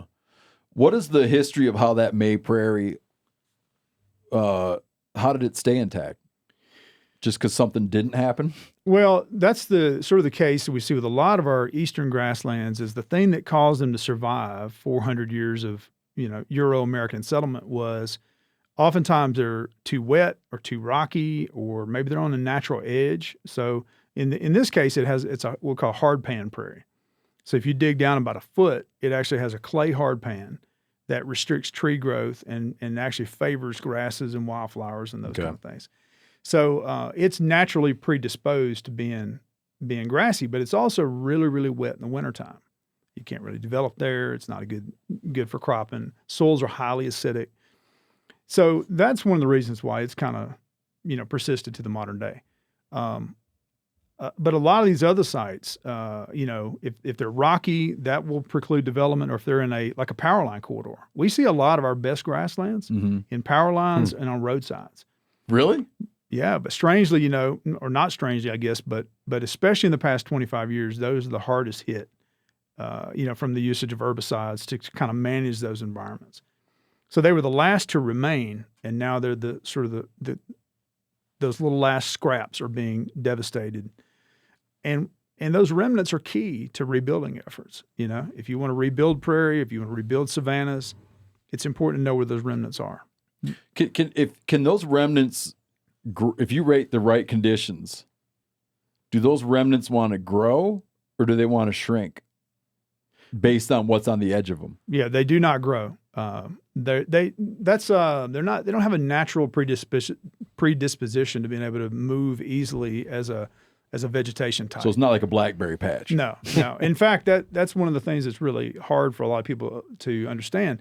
In the wildlife biology arena, the term early successional habitat is like rampant, right?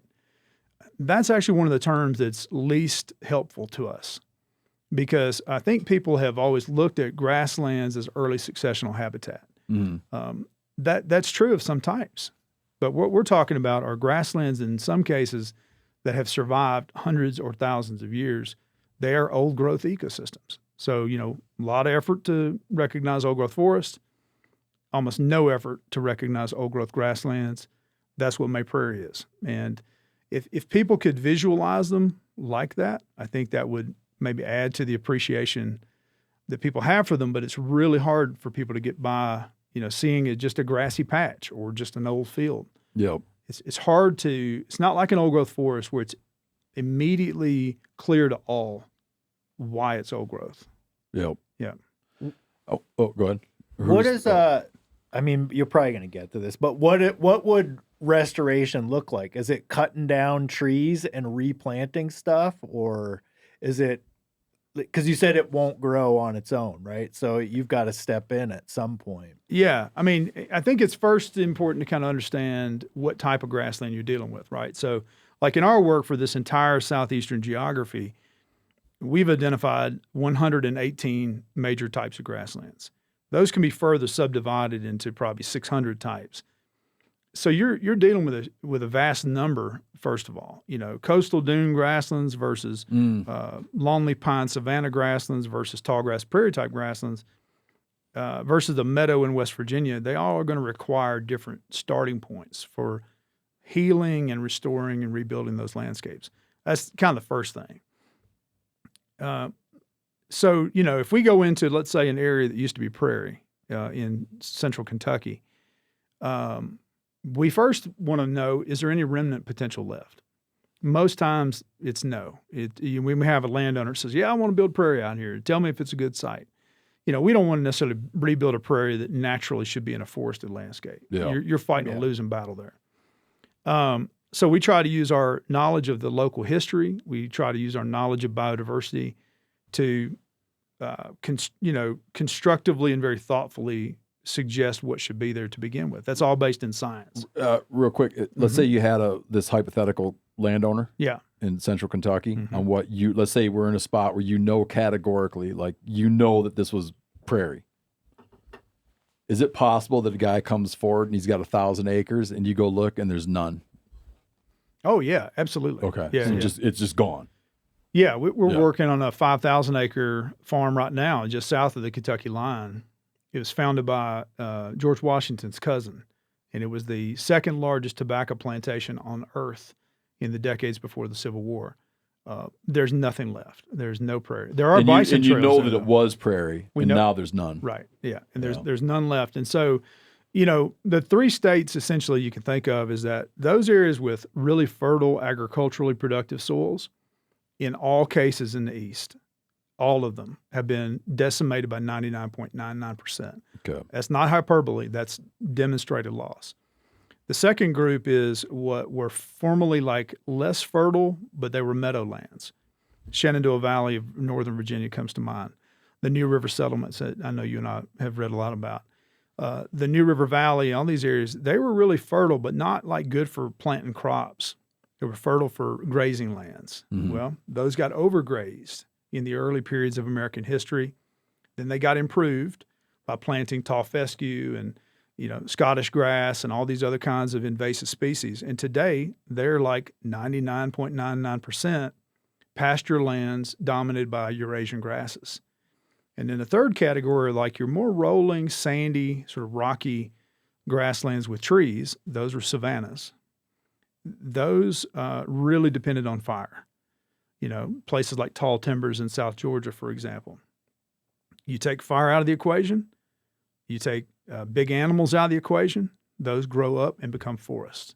Got it. So the vast swaths of our public lands today in the South, piney woods of East Texas, big game lands in Central Virginia, in the Piedmont, big lands in the Florida Panhandle that are today densely forested and dry, used to be open savannas. Got it.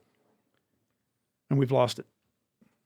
But that's actually the greatest potential for recovery. And so, back to your question, Brody, is how do you rebuild these? Well, again, starting with knowing what they were. But, what you do to recover a savanna is very different from what you do to plant a prairie. So savannas are probably the trickiest. They're the easiest to restore. We have the most potential right now as a nation to restore millions of acres of savanna that are just suppressed under artificially forested conditions.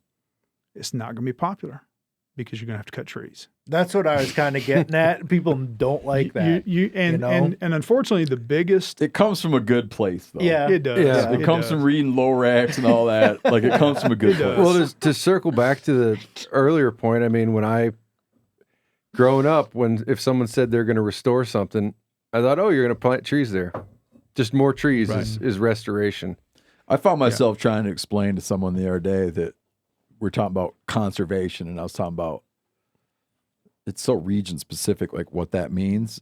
And I'm saying that there's a perception among the general populace of well-meaning people that conservation means not doing anything. Yeah.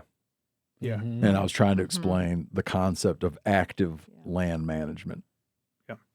That if not doing anything doesn't give you what, in some places, not doing anything doesn't deliver what you want. Oh, absolutely.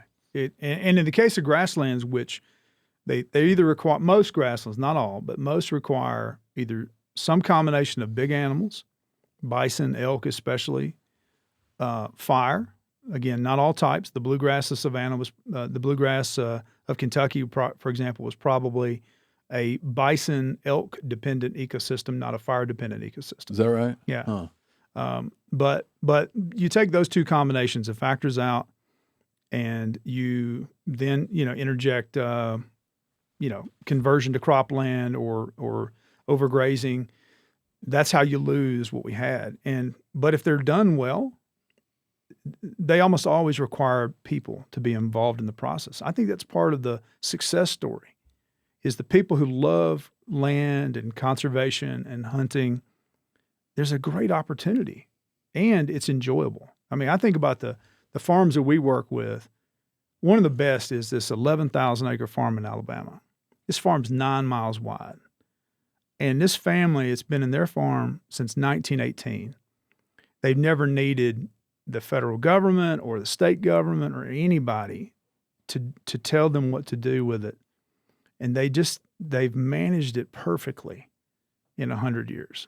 And it's like stepping back into a time capsule to about the 18 teens in West Central Alabama. It's amazing. You mentioned herbicides having a big impact on, killing all this stuff. Do you, in order to combat all those Eurasian invasive grass species, do you have to, hold hands with the devil and use that stuff also? Absolutely. Yeah. And boy, that's a big hot button issue for us because, right now, the technology and the know-how to take something from a field of Johnson grass, which is this nasty invasive from Africa, for us to do something better than Johnson grass, we have to nuke it. Yep. Like 6 times, and we don't want to do that. But guess what? Once we take care of the Johnson grass problem, like we're doing a project right now with Google, and we are treating a site and preparing it. But once we get it planted with the most diverse species mix that's ever been planted in central Tennessee, except for coming back in and just with our volunteers and spot treating a couple of problem areas, we'll never again have to use that stuff there. And, we got American bumblebees coming back. We got grasshopper sparrows. We got northern harriers. We got otters coming in from the creek bank. So hopefully, that's a big problem here. I mean, I have some really high-profile clients that say, no, this is a certified organic farm, right. and we don't want to give up on doing it organically. It's just really right now very challenging to do it at scale. You could do it at 1 to 2 acres, but how are you going to do it at 100 acres? Or even 10 acres is very challenging right now. That's got to take a lot because you're throwing off the balance in the soil as well. So you probably need to go a lot of layers deep. It's very complicated. I mean, we've had to turn away some, high profile clients that said, "Hey, this is a certified organic farm. You won't be using that stuff on my place." And there's just nothing you can do then. No, and then they actually did plant before we came in. They tried to plant, and it fails because if you don't take care of the invasives, all it takes is about 3 years to get on top of it. I know that's a lot, but if you can manage the invasives well for 3 years to make sure that you are planting into something that is very, receptible to all these, species of grasses and wildflowers that you need for healthy wildlife habitat, it's just a 3-year quick sacrifice. And once it's established, it can kind of hold that stuff at bay. Yeah, it can. And now it may, depending on the severity of the infestation, again, what we're trying to do is build a team of young men and women who come in and we stay on top of it, right? And that's the thing is that you can't just build a prairie and walk away. That's one of the reasons why it's exceptionally hard to get a lot of people on board with this idea of Eastern Grasslands is because it does require perpetual management. How many years of management, or do you mean perpetual? Yeah, I think perpetual. It's going to need, most of them are going to need fire. Some of them would benefit from grazing. So where we have the greatest success is working on, nothing's guaranteed, but right now we're having the greatest success is probably some of the private lands where people are still young and active, and they're like, my kids are into this, and it's all hands on deck. Otherwise, it takes a fairly steep monetary investment to get into some of this. And right now, what we're trying to basically inform the American public on is that we can't afford not to, because so much of our eastern biodiversity, like northern bobwhite, countless songbirds, pollinators, they're in free fall collapse in the eastern part of the United States. We would argue largely in part because we're not doing what we need for our habitat. Do you think that's what is ultimately has happened to the bobwhite quail? 1,000%. Okay. Yeah, and I enjoyed the episode that you guys had on quail recently. Not everyone did. Well, I enjoyed it, but and I learned a lot about eye parasites. Yeah. But I was thinking the whole time I watched it. Well, when you take an ecosystem or a collection of open, brushy, grassy ecosystems that offered quail everything they needed, and then you take away 95% of that, what the hell do you expect? What do you expect? And even I'm not even just talking about pre-settlement landscapes. As a boy growing up in southern Middle Tennessee in the 80s and 90s, every hillside for miles around was just broom sedge fields. Golden broom sedge, Andropogon virginicus, standing through the winter. What is that? It's a type of blue stem, native blue stem grass. Okay. It's shit for forage, so farmers don't really like it. Got it. And it's often a sign of beat up pastures and stuff. But you know what? Quail loved it. And we had blackberry patches everywhere. I mean, this is not your ideal, pristine, high quality habitat. It was very much an agricultural, beat up, brushy pasture land on somewhat poor farms that I grew up on. But the thing is, it was everywhere. And but then by the latest 90s, everybody and their mama started mowing religiously. And roadsides started getting sprayed and fence rows started getting taken out. And I think what we hear a lot of times is, I've heard some colleagues push back and say, well, yeah, but quail, they really made a big spike in this sort of era of land disturbance and clearance and this agricultural revolution. I think that most people saying that don't really have a grasp on what we just lost. They're working from this 1950s mindset that it was all eastern deciduous forest. Yeah. They got opened up into brushy, scrubby, great quail habitat. They're not even stopping to consider the 3.7 million acres of prairie lost from central Kentucky, the barrens, the big barrens as it was called, that today less than 1/100% remains. And that was quail country. That's quail country. Yeah. You know what's kind of funny is my buddy Kevin Murphy, I was down hunting with him in Kentucky. Mm-hmm. He's not in Paducah. Is he Paducah? Yeah, I think it's Paducah. Yeah. Mm-hmm. Anyways, he gets permission on a Amish farm. Gets real excited because that's where the game's at. Mm-hmm. And he was right. Only quail I ever seen walking around. Kevin Murphy, they grew up hunting quail. The only quail I've ever seen walking around with Kevin Murphy is one day he got permission on an Amish farm. And I'm like, why is that? Just different. He's like different practices. Mm-hmm. Yeah. Fence rows, right? But again, highly disturbed landscape. But he had said a couple things: hell on predators, not cutting fence rows, dirtier areas, meaning like big areas full of old equipment that kind of grew up in cover. So you start to associate quail today. You associate quail with man-made ecosystems that somehow give them what they need. But then you got to try to remember but that's not what they came from. Mm-hmm. They use it as refugia, but it wasn't like the main thing. Yeah. The main thing was like grasslands. Otherwise, white-tailed deer, you just think they came from tract homes in suburbia, yeah, right? Yeah, exactly. Right. Yeah, exactly right. Like you drive around exactly a neighborhood, what they need. Yeah. you see a big buck in a What did neighborhood. they do before all this? Yeah, what did they do before that neighborhood? Well, Where did that big buck live? And in the archaeological record, we've got records of quail going back, 10,000 years ago in North Alabama. There's a cave called Dust Cave near Florence, Alabama.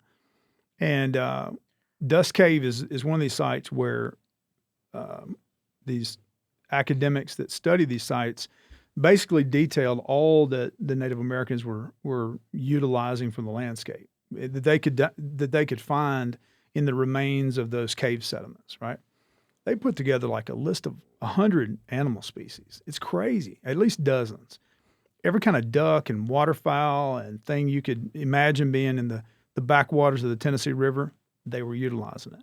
Every kind of turtle, every kind of major fish species, they had fragments of it. Rattlesnakes, boom, they got it. But they also had quail and greater prairie chickens. And we see greater prairie chickens, which is often thought of as this classic sort of Midwestern species. But, John James Audubon, when he painted in his original paintings of the species, Hardin County, Kentucky, just south of Louisville. Greater prairie chickens. Greater prairie chickens. God, that's Hardin County, and, and before we end today, I hope it's not right now, but when it is, I need to tell you one of my favorite quotes. I'll tell you right now. Tell me. I need you guys to close your eyes. Okay, lay it out We're going to do a little prairie preaching right here, okay? Bow our heads. My eyes just laugh. Okay, I'm ready. We're going to ask Wanda to come up and play on the organ. We're going to have an altar call. Phil, where's the music drop? It would be difficult to imagine anything more beautiful. For as far as the eye could reach, they seemed one vast, deep green meadow, adorned with countless numbers of bright flowers, springing up in all directions. Only a solitary tree, now and then a scattered post oak, were to be seen. It was here where the wild strawberries grew in such profusion as to stain the horses' hooves a deep red color. It was here that I afterwards met with the prairie bird, or the barren hen, as we called it, which I afterward met with in such vast numbers on the great prairies of Illinois. Reuben Ross, 1812. So Amen. Hallelujah. Where was he? this is right on the Kentucky-Tennessee line. God, man. Just about an hour southwest of Bowling Green, near my town, Clarksville, Tennessee, where we're based. That'd be a sweet deer hunting permission. The strawberries got me excited. Yeah. Strawberries, yeah. And I butchered that quote a little bit. The strawberries actually come at the end, but You know, if you use the term earlier, tertiary, what's that mean? Tertiary forest? yeah, it's like the third. It's secondary, tertiary, quaternary. You know. I've been so much more familiar with the West in my adult life, but like, let's say you have let's say you go 20 miles from here in the mountains, okay, and something burns. I mean, it burns down to the rocks. Let's say, like that kind of fire, right? It's like dirt and rocks are done. It's hard to picture. But I would say to my kids, like, it'll go through a bunch of steps, and if nothing happens from people or whatever, it's hard to picture. It'll wind up just like it was when it burnt. It'll, a lot of these forests, it winds up being like, it'll be big lodge poles, and it'll be those little knick berries growing on the ground or whatever. It'll like find its way back to that. Does that wind up not being true in the East because of non-native plants? Meaning, if you had gone in 1400 and you had put Roundup on a patch of this prairie, you put Roundup on it, till it, put Roundup on it, till it, put Roundup on it, till it, and just till it's good and dead, and left. By 1500, whatever the hell, it probably would have been back to being, right? Yeah. What you're It describing would have been back to being prairie.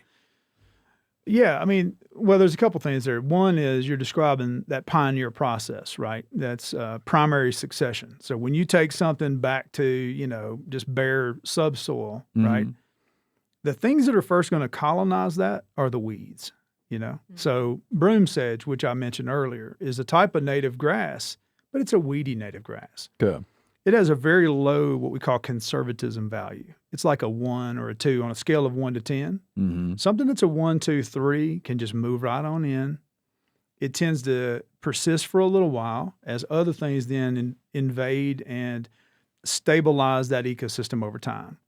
And some natural communities are really adapted to long-term stability, meaning like not just complete disruption. Prairies are pretty stable, but most of your native prairie grasses are not pioneer species. That's why I don't call them early successional. You go open up a new cornfield, you let it go fallow, and let's say you got a prairie next to it. You can hope and wish all damn day, but those prairie species are not going to move into your cornfield. Got it. They don't do that. They don't behave that way. It takes a long time for these natural communities to assemble, what's called assembly time. And in the case of Dr. Joseph Veldman at Texas A&M has published a paper a few years ago, 2015 or so, that talked about old growth grasslands. They require thousands of years to assemble. That's Got it. man, nobody's thinking about that stuff. Yeah, that's the term you're using is helpful. Assemble, Yeah. because it's not like how you're going to have fireweed, but then all of a sudden immediately you're going to have all these little lodgepole pine things, and then pretty soon lodgepole pine is going to win out. Yeah. And you're talking about two things coming together, Right. which would be like dwarf whortleberry, lodgepole pine, whatever. Two things. You're talking about how do you get these perhaps dozens? Yeah. Well, and you also were asking about invasive species. Yeah. Now that's the factor that gets in the way, right? Mhm. You've got a site that is going through this early phase of disturbance. Invasives are going to move in and sort of suspend that natural successional pathway. And that complicates things for us out there in the habitat restoration world big time. But you're always going to have weeds, where you would have had this weedy flora in the east, let's say 3,000 years ago, would have been around a Mississippian, probably 1,000 years ago, Mississippian Native American village, a lot of cornfields and stuff where they were disturbing. You would have expected native weeds to be all in and around their settlements. Got it. Where you had a bison wallow, 300 years ago, the weeds would have been around that bison wallow. But your more ecosystems that are not, especially when it comes to soil disturbance, that's the big thing that they like, the weeds like. But your other forms of disturbance like, grazing pressure or fire, they don't have the same kind of detrimental resetting effect that like plowing, tilling, wallowing have. Is there, in your eyes, is there an acceptable, approximation of the original as far as restoration? Where it's like, that's a good it's question. not perfect, but it's close enough Yeah. that it's pretty damn good. Yeah, what we do is we look to remnants where they exist. I mentioned Long Island earlier, right? There was 60,000 acres of prairie up until about 1905, 1910. That prairie lasted longer than the prairies near my home at Fort Campbell Army Base or in Middle Tennessee, Kentucky. Didn't they have that moor hen out there? They had the what they call the heath hen. Sorry, not right. hen. Yeah, You're yeah, right. yeah. And it went extinct a decade or two later. But today, out of that former 60,000 acre landscape, there's only 24 acres left adjacent to Nassau Community College. What? Yeah. So if you want to rebuild a grassland on Long Island, one, you got to where you're going to do it. Right. But then you could go look at that last surviving remnant, harvest the seeds from it, learn how to then structurally attempt to rebuild it across the road. That's the approach we're using all across our region now. We go look at the last surviving remnants on Army bases or someone's private ranch or farm. Yeah. And then those we collect seeds from, and we work with seed farmers like Roundstone Native Seed out of Kentucky or Ernst Native Seed out of Pennsylvania. We buy the seed from them, and then we rebuild those ecosystems to the very best that we can. And what's like to Brody's point, to put a finer answer on it, like what is what's as close as we could get to good enough? I think 50%, 60% of the species biodiversity. Like when do you go like, sweet, let's go find a new spot?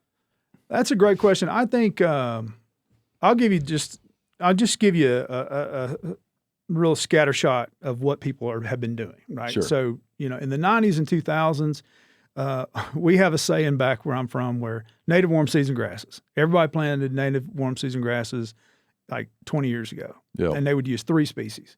Big blue stem, Indian grass, and little blue stem. Sometimes they'd add a 4th, switchgrass. That's not cutting it. You're not adding. So 3 ain't enough. 3 ain't enough. You're not adding what we call groceries on the ground. You don't have the seeds, the nectar, the cover, the structural diversity needed to support a diverse array of wildlife, including pollinators and songbirds. You need the whole package. So then about 10 years ago, people were stepping up because a big limitation is where you're going to get the seeds. If you don't have farmers producing seed, you're shit out of luck. Yeah. So, Because that little 11-acre patch isn't going to right. And put you off the... yeah, and you would exhaust those patches too. Sure, yeah, right? They need their seeds to rain back down on that site to some extent. So you do need these native seed producers, these private companies mostly, to go and buy the seed from. And so 10 years ago, most people were just barely able to get like a mix of like 10, 15, 20 species. Mm-hmm. And it wasn't really that cost effective to be able to, you couldn't really afford to do a lot more, even if they did exist. But in the last 10 years, that's 5 years, those same companies now are offering to 300 species. So what our project with Google, when we planted it in 2020, we used 77 species in our mix. That was the most at that time. We just planted a 89 species mix on a private farm in Tennessee. So, we're trying to get our mixes up. 89. 89, yeah. Now that's not for everybody, but I would say you need to be somewhere A little between, rich for my blood, That's a little actually. rich, but you need to be somewhere in that 20 to 40 range. Is the sweet spot. When let's say someone has a 100-acre farm and they've got a 20-acre pasture that's like ideal for restoring. They restore it. Can they then use that as a pasture, or is it like hands off now because the animals might graze somewhere else and then bring in invasive, or it just can't handle the? Yeah, you can. It depends on the kind of grassland, right? Some are really conducive to being great for grazing. You do need to pay attention to like what you put in your forage mix, For example, horses. Horses can't tolerate certain types of grasses that maybe cattle can, for example. Oh, like you might have a toxic plant. You could have a toxic plant, or you could have a plant with bristles on the spikelets of the grass that get into the mouth parts. So those are all considerations, and we try to be real mindful of those kind of things. But this same farm is called the Wessington Plantation north of Nashville. We're putting 89 species in that mix, but we're absolutely going to be lightly grazing that. That site's really cool. It's got 2 documented buffalo fords just down in the valley, and you can still go and see the impressions where the bison would have crossed this creek. Oh shit! Wow. Yeah, it's pretty awesome. Hey, I got a tactics question for you. You were talking earlier. You used the expression "nuking the ground" to get it ready. I appreciate the term. We hate to do it. I'm assuming you're talking about glyphosate. Glyphosate and a few others. Yeah. That winds up, earlier we were talking about political complexities, to return to the beginning, to return to the rant, political complexities. Wading back in there. No, I'm not going back in there. Just bringing up, like, we had a feller sitting in that seat one time that is very adversarial to Roundup, right? How do you, is there another emerging technology that gives you what you need if the tide against Roundup turns with the class action lawsuits and stuff? If Roundup becomes can't get it, can't put it on the ground, do you then have to be like, oh shit, this whole thing's over? Or is there a plan B?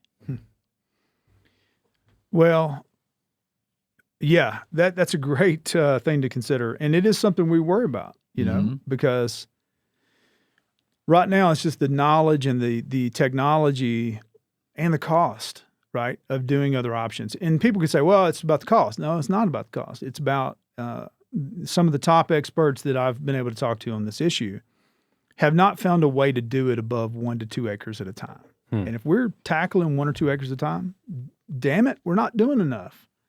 We have to think about scaling this. And, right now we've got 6 big anchor grasslands that we're just been funded to begin restoring. And some of these are in very bad shape. They're going to require 2 full years of getting on top of the weeds so that we can have something better. If we were presented with an option where you can't use it, it would completely derail conservation efforts for grasslands. Now, Randall, do you remember how many acres did Dan Flores do by hand? Oh, I think that was 20 or 40 acres. It was like a arid grassland thing, but he had I think he did spotted knapweed and leafy spurge. Years. Yeah. Years Any and spare years. moment. Yeah. So what is the current footprint of your organization look like in terms of on the ground, been here, done that, or underway? Let me just answer one last thing that Steve brought up, which is we are about to experiment with using a flame scorcher to do probably somewhere between 5. It's a propane fueled flame scorcher. So, hot. And it, even for those, then that gets into fuel consumption and carbon emissions kind of territory. Either way you go, you don't have a good approach. You could get that shit so hot that you wind up with an equal. Yeah, you'd have to do it several times. I mean, otherwise you're looking at solarization. You'd have to put black plastic down. Can you imagine trying to cover black plastic on 100 acres? It's just not feasible. And everybody's all mad at plastic now. Right. And that's going to break down. Just can't win these days. Just put solar panels. You could disc the hell out of it, but that don't work on a slope where you're subjected Then you to got the erosion erosion. people after you. Yeah. And then the last one that comes to mind is you could graze the hell out of it for a long, long time. Hire a bunch of goats. No, yeah, put No, that's a put myth, some man. feral horses on. Yeah, but then there's all these come with complexities. sure. Right? The quickest and most efficient is the approach we use, but it does have its, it comes with its drawbacks for sure. Yeah. Yeah. It's a complicated world, man. Complicated, yeah. The world, it's annoying, this world. Yeah, it's and then Randall, you asked me what's our footprint. Yeah, Right. How many acres are you working on now? How many acres have you worked on? How's the scaling been? Yeah, so the region is 24 states where we're actively working in or contracted before the freeze to work in 17 states. We just this year, with the funding that the projects that we've already started and what we've been funded to do, we would be able to begin our first 10,000 acres of restoration. So that's a big accomplishment for us because just a year and a half ago, we had sort of reached our first 1,000 acres. I mean, as an organization where you're starting from scratch to build what is now a 50-person team.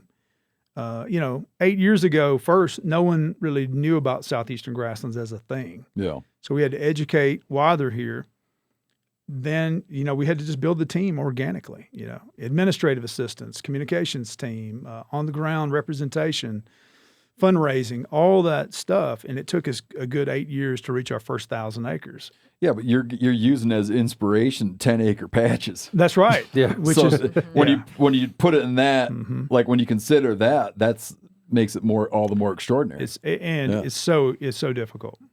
So to go from 1,000 acres in 2023 to now 10,000 acres. Yeah. But our ability to do that, is currently in limbo with the freeze that we're currently facing. We were super excited at the beginning of this year. We had just received major funding from a few major federal agencies to begin working on 40 U.S. national parks from Mississippi to Vermont, to do a few thousand acres of much-needed eastern grasslands-focused representation. And I'm talking about some of the most iconic landscapes that we have, like Gettysburg Battlefield. People don't realize that southeast Pennsylvania was home to grasslands before 1720. Great Smoky Mountains National Park, Cades Cove, These are places that are really well known. What state's that in? It's Tennessee. Yeah, these are all Republican states. They might still get it. Yeah, they might get it. They might get it. So we had Pennsylvania's a battleground state. No, that's so right. They need to keep them happy. They might send some of that money over there, hopefully.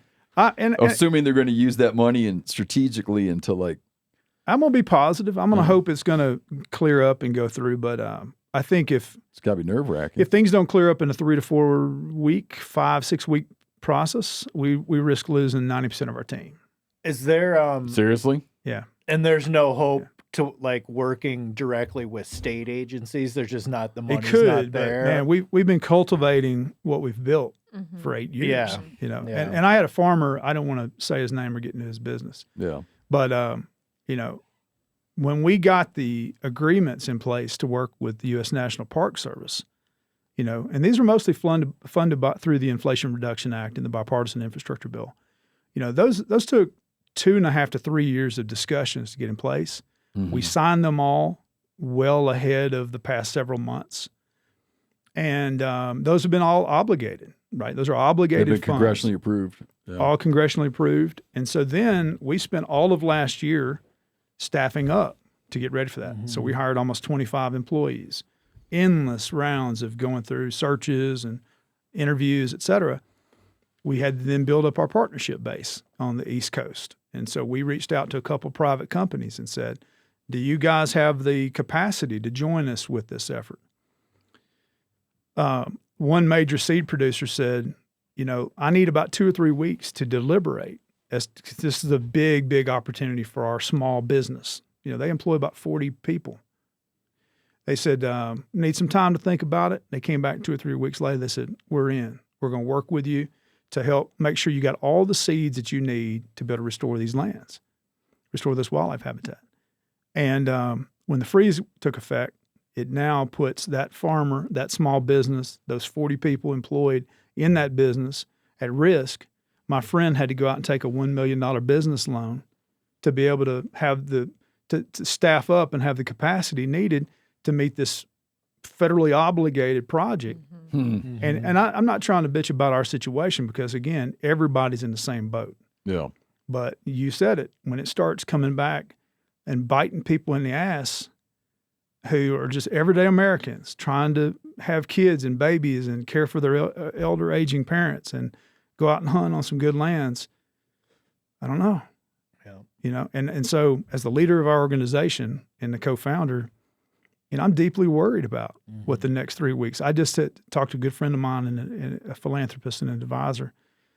I mean, I'm looking at the reality of needing to go raise $30 million in 6 months. I got friends that tell me it's physically impossible. I got this mighty man attitude that says I can do it. I really don't know where to go. But I know I don't want to face the reality of letting my entire team go. And we were standing at the world's highest point 3.5 weeks ago. It just feels like we got our damn teeth kicked in. Yeah.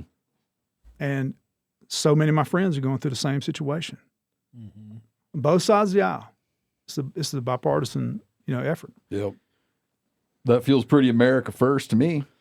It does. Getting to Grasslands. It does. Yeah. And we're telling You're an talking- this is all untold America, story, right? brother. Yeah, man. This is America. Yeah. Put that first. Is there Make it MAGA. Make America grassy again, man. Hey, I've heard that. Somebody's mentioned that before. is there any way for like if someone owned land and they wanted to like try to do some of this on their own, like could they contact you and get advice, or is there like a handbook for, so to speak, for doing this, or is it something that needs to be done on such a larger scale that it's not? Yeah. I mean, there's definitely lots of people doing it, on their own properties and stuff. I think you guys are going to talk to my good friend Kyle Liebarger coming up in a while, who, with the Native Habitat Project. Kyle does this kind of work. He came up about 5 or 6 years ago, started this kind of work. Increasingly, we're beginning to see a lot more attention. All we ever wanted was to give Eastern Grasslands an equal seat at the conservation table. I went to a conference recently, and I got right with these people. You ever been right with somebody, Steve? I don't know, man. You better tell me what that means. That's when you start throwing out a couple of by gods. Oh yeah, he tries. Yeah. So I went into this gathering of about 100 people, and I said, by God, it is past time for y'all to start having a damn conservation conference in the Southeastern United States. There better not ever be another conservation conference where grasslands don't get an equal seat at the damn table. I said, you can have forests, and you talk about wetlands, and you talk about coastal ecosystems, and you talk about climate change. Grasslands harbor half the biodiversity of temperate eastern North America, and their biodiversity is collapsing. You got to do something about it. So I had a by God moment, and I do apologize for getting. Did they hear you? Well, I don't know. I think they're hearing. I think we're witnessing the explosion of interest in this topic, but we ain't got it far enough yet, Steve. Well, I'll tell you, this is I'm new to the whole conversation. What the whole thing, I even started thinking about it. I would never even become aware of it had I not had such an interest in this particular era and these early accounts of people rolling into these spots and describing them for the first time. If I hadn't encountered that, I would never even have thought of it. I would have still telling everybody about the squirrel running from, wherever. That's one of my to the Mississippi and never hitting the ground. Yeah, the long hunters are one of my gateways into this, and but I do need to apologize. I just committed blasphemy. Oh, we can beep it out. No, I appreciated that. No, beep that out, Phil. People know what was said. Yeah, why are we do me a bleeping favor. God darn. Well, Not even that. I think you should bleep it out, Phil. Phil's All gonna right. bleep it out. Yeah, bleep it out. Get Phil. that burp I had earlier. No, No, no, actually, I'm going to make that louder. that could be the new bleep we use. And my terrible guess at the BLM's annual budget. I'd like that one stricken from the record as well. Yeah, we'll see if I have time. Anytime Randall, he has something regrettably he says, just put his belch in there. Will do. Hey, I keep meaning to ask, what's up with that wedding ring you got on there, huh? Dude, I tell you what, How long you been married? almost 25 years. What? Yeah, man. Yeah. You got married at 5. Or you're just you No. age gracefully. It's probably 22, 23. Yeah, my wife and I've been together since 2002. That's when we got married. Been together since 97. Yeah. Long time. First girlfriend ever. Good for you, man. First girlfriend turned into my wife. Yeah. You guys got kids? We do. Got 3 kids. What's your wife's name? Shauna. I got an 18-year-old, 16-year-old, and a 10-year-old named Boone. You guys got right to it. Damn right, bro. See, that was a good move. My buddy Clay did the same thing. Got right to it. Young. Yeah. Like, I keep thinking about, like being the kind of old dude where you go get your grandkids because your kids don't want to hang out anymore. Yeah. But I'm so far away from that happening, man. Yeah. Like picking up your grandkids, take them turkey hunting. Your back gets hurt. Dude. Yeah. You're right on the cusp. Yeah. Yeah, that's true. Yeah. You'll still be able to walk around. I'll be rolling up in a wheelchair. If at all. Yeah. Huh. Give me a piece of marriage advice. Oh gosh, man. You got any? My wife's always right. That's for one. Uh-huh. Yeah. Uh-huh. And You're not telling me that she is. You're just saying you pretend yeah, that's true. pretending. Man, I'll tell you, I got lucky, man. I got lucky. I'll tell you this. I will say this. All credit to there's a reason why the Southeastern Grasslands Institute exists. Are we off marriage? No. Okay. I was going to say This is going to coming roll. This is full going to bring circle. it. This is going to bring this is it. coming full circle. I'm with you. Strong move. One, it wouldn't exist if a philanthropist from New York City hadn't discovered us and said, I want you guys to dream big, think programmatically, and create something special. Mm-hmm. But it also wouldn't exist without the relentless support of my wife. Because, man, to grow a new organization from nothing to a team of 50, soon to be 65, man, I had to have a strong woman in my life. Mm-hmm. And all credit to her. When I had to work sometimes 30 hours straight, got no sleep day in, day out, she made sure I had what I needed to keep running. And I'm deeply appreciative to her for that. It's great. The quote my friend told me? What's that?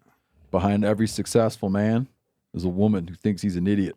You're right. You're right. Because it pushes you. It does. Keeps you awake and gets you up in the morning. That's right. Be like, I'm not that bad. Come on. I'm going to get to it. Dwayne, are you guys like a nonprofit that people can donate money to? Yeah, so we are housed out of a university because I've been a professor for 18 years, right? We currently function in sort of 2 capacities. We function as a nonprofit. Part of the university is our fiscal sponsors, what we call it, and then we function very much like an academic department out of our university, and that really gives us a lot of amplitude and flexibility. This year, we are going to be creating our own nonprofit still affiliated with the university. Will it run like a foundation? Yeah. And support? Okay. Yeah, right. So we'll have our own board of directors. We're going to be assembling that this year. And I think that's going to help us, get to a point where we need to be. It's part of our business plan already anyway. What? Tell me the university you're out of.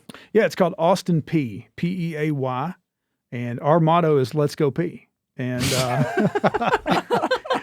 You guys are occasionally do well in the so in the good. March Madness. Yeah, tournament. yeah, basketball and That's how stuff. I know that name. Yeah. Yeah. And a lot of people say PA or PAYA or whatever you call it, but it's just Austin Peay, named for one of our former governors. Yeah. It's a good school. So at some point, people will be able to jump on a website and donate some cash to you. Yeah, I hope they do. Check it out at our website, Southeastern Grasslands Institute, segrasslands.org. And of course, we're on Facebook and Substack and all that stuff. And if you're sitting there and you got a big property within your South, the Dwayne South, Yeah. and you're just wading through piles of money, and you're thinking about how you want to do something good for your land, because as Doug Duran says, it's not ours. It's just our turn. That's right. And you want to do something right by your land, maybe go check these guys out. Yeah, and I would like to, there's 3 things in particular I'd love for your listeners to kind of help us think through. Okay. And you guys too. One is we got so much existing public land and private land It just needs to be managed in a better, different direction, Mhm. right? Our organization, through this web portal that's been funded by the USDA called Grasslandia, is designed, once we roll that out next year in partnership with Esri, is designed to be that decision support tool that both public land managers and private landowners can come to Grasslandia. And you'll be able to go into that world and see maps of where the grasslands used to be. See the quotes from the early historians who followed the Long Hunters' work or Native Americans, and have that at your fingertips, along with information, the photos, what they look like, and the information of how to restore, the seed mixes, the fire regime that you need. So we need to do a lot better with the land we already have. But the second key points, one is that we have remnants left on the landscape that are clinging to existence. They need us to recognize them for what they are. They need our help. And that's a hard thing to do, but we can't forget those remnants, those places like May Prairie. They're critical as the building blocks to build back from. Yep. Seeds, or to protect them, because they're oftentimes, they need to be protected and managed because they're the last of their kind. Just it's the model, right? It's the model. And then the third is, I fear that people in the East especially have given up on this idea of big scale conservation. Mm-hmm. And we're not giving up. So our vision is, in my lifetime, is to create 24 large scale grasslands again in the East. Now, large scale is relative, that's the Eastern version of large, right? Yeah. So there's no reason why we can't build an 11,000 acre prairie in parts of Alabama, Mississippi that connects to and integrates farms and, just all the different kinds of efforts, grazing, et cetera, that needs to happen at a large scale. Now, imagine if we did big scale grassland here in central North Carolina and western Kentucky. I think people have given up on that as a possibility. SGI, the Southeastern Grasslands Institute, that's where we're heading. That's our future. That's our next big thing. And what we want is to attract people to come join us on that bold, big vision. That's the future of Eastern conservation right there. Amen. I'm a convert.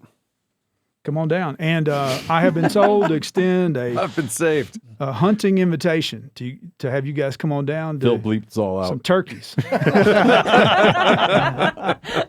There's going to be a Just long one belch. long belch from Randall. I tell you off. Go on. I want you guys to come on down and see that bison trail at the Wessington farm, and I would love to see that. come down and see the bison traces. You can hunt in our newly restored grasslands down there. Really? Got some amazing turkey, deer. Come on down. We'd love to have you. Like the sounds of that. Yeah. You know what book you might like to read, man? Tell me. I'm looking for some good ones. Have you read The Land Breakers? No. It's from the 60s. No. So the other day I had dinner with my editor and my publisher at Random House. Mhm. And I was talking about, they were asking me if I'd seen something that's out right now that everybody's watching. And I was saying, I have a hard time with stuff like that because I'll see something that isn't accurate, historically accurate, and I'll forget all about what I'm watching, and I'll just be real annoyed about that. So I can't watch it. Yep. Which led us to a conversation of who gets it right. And I was making the case that Cormac McCarthy gets his stuff right. Like other writers, Alan Eckert gets his stuff right. They're just good. Which led someone to say, have you read The Land Breakers?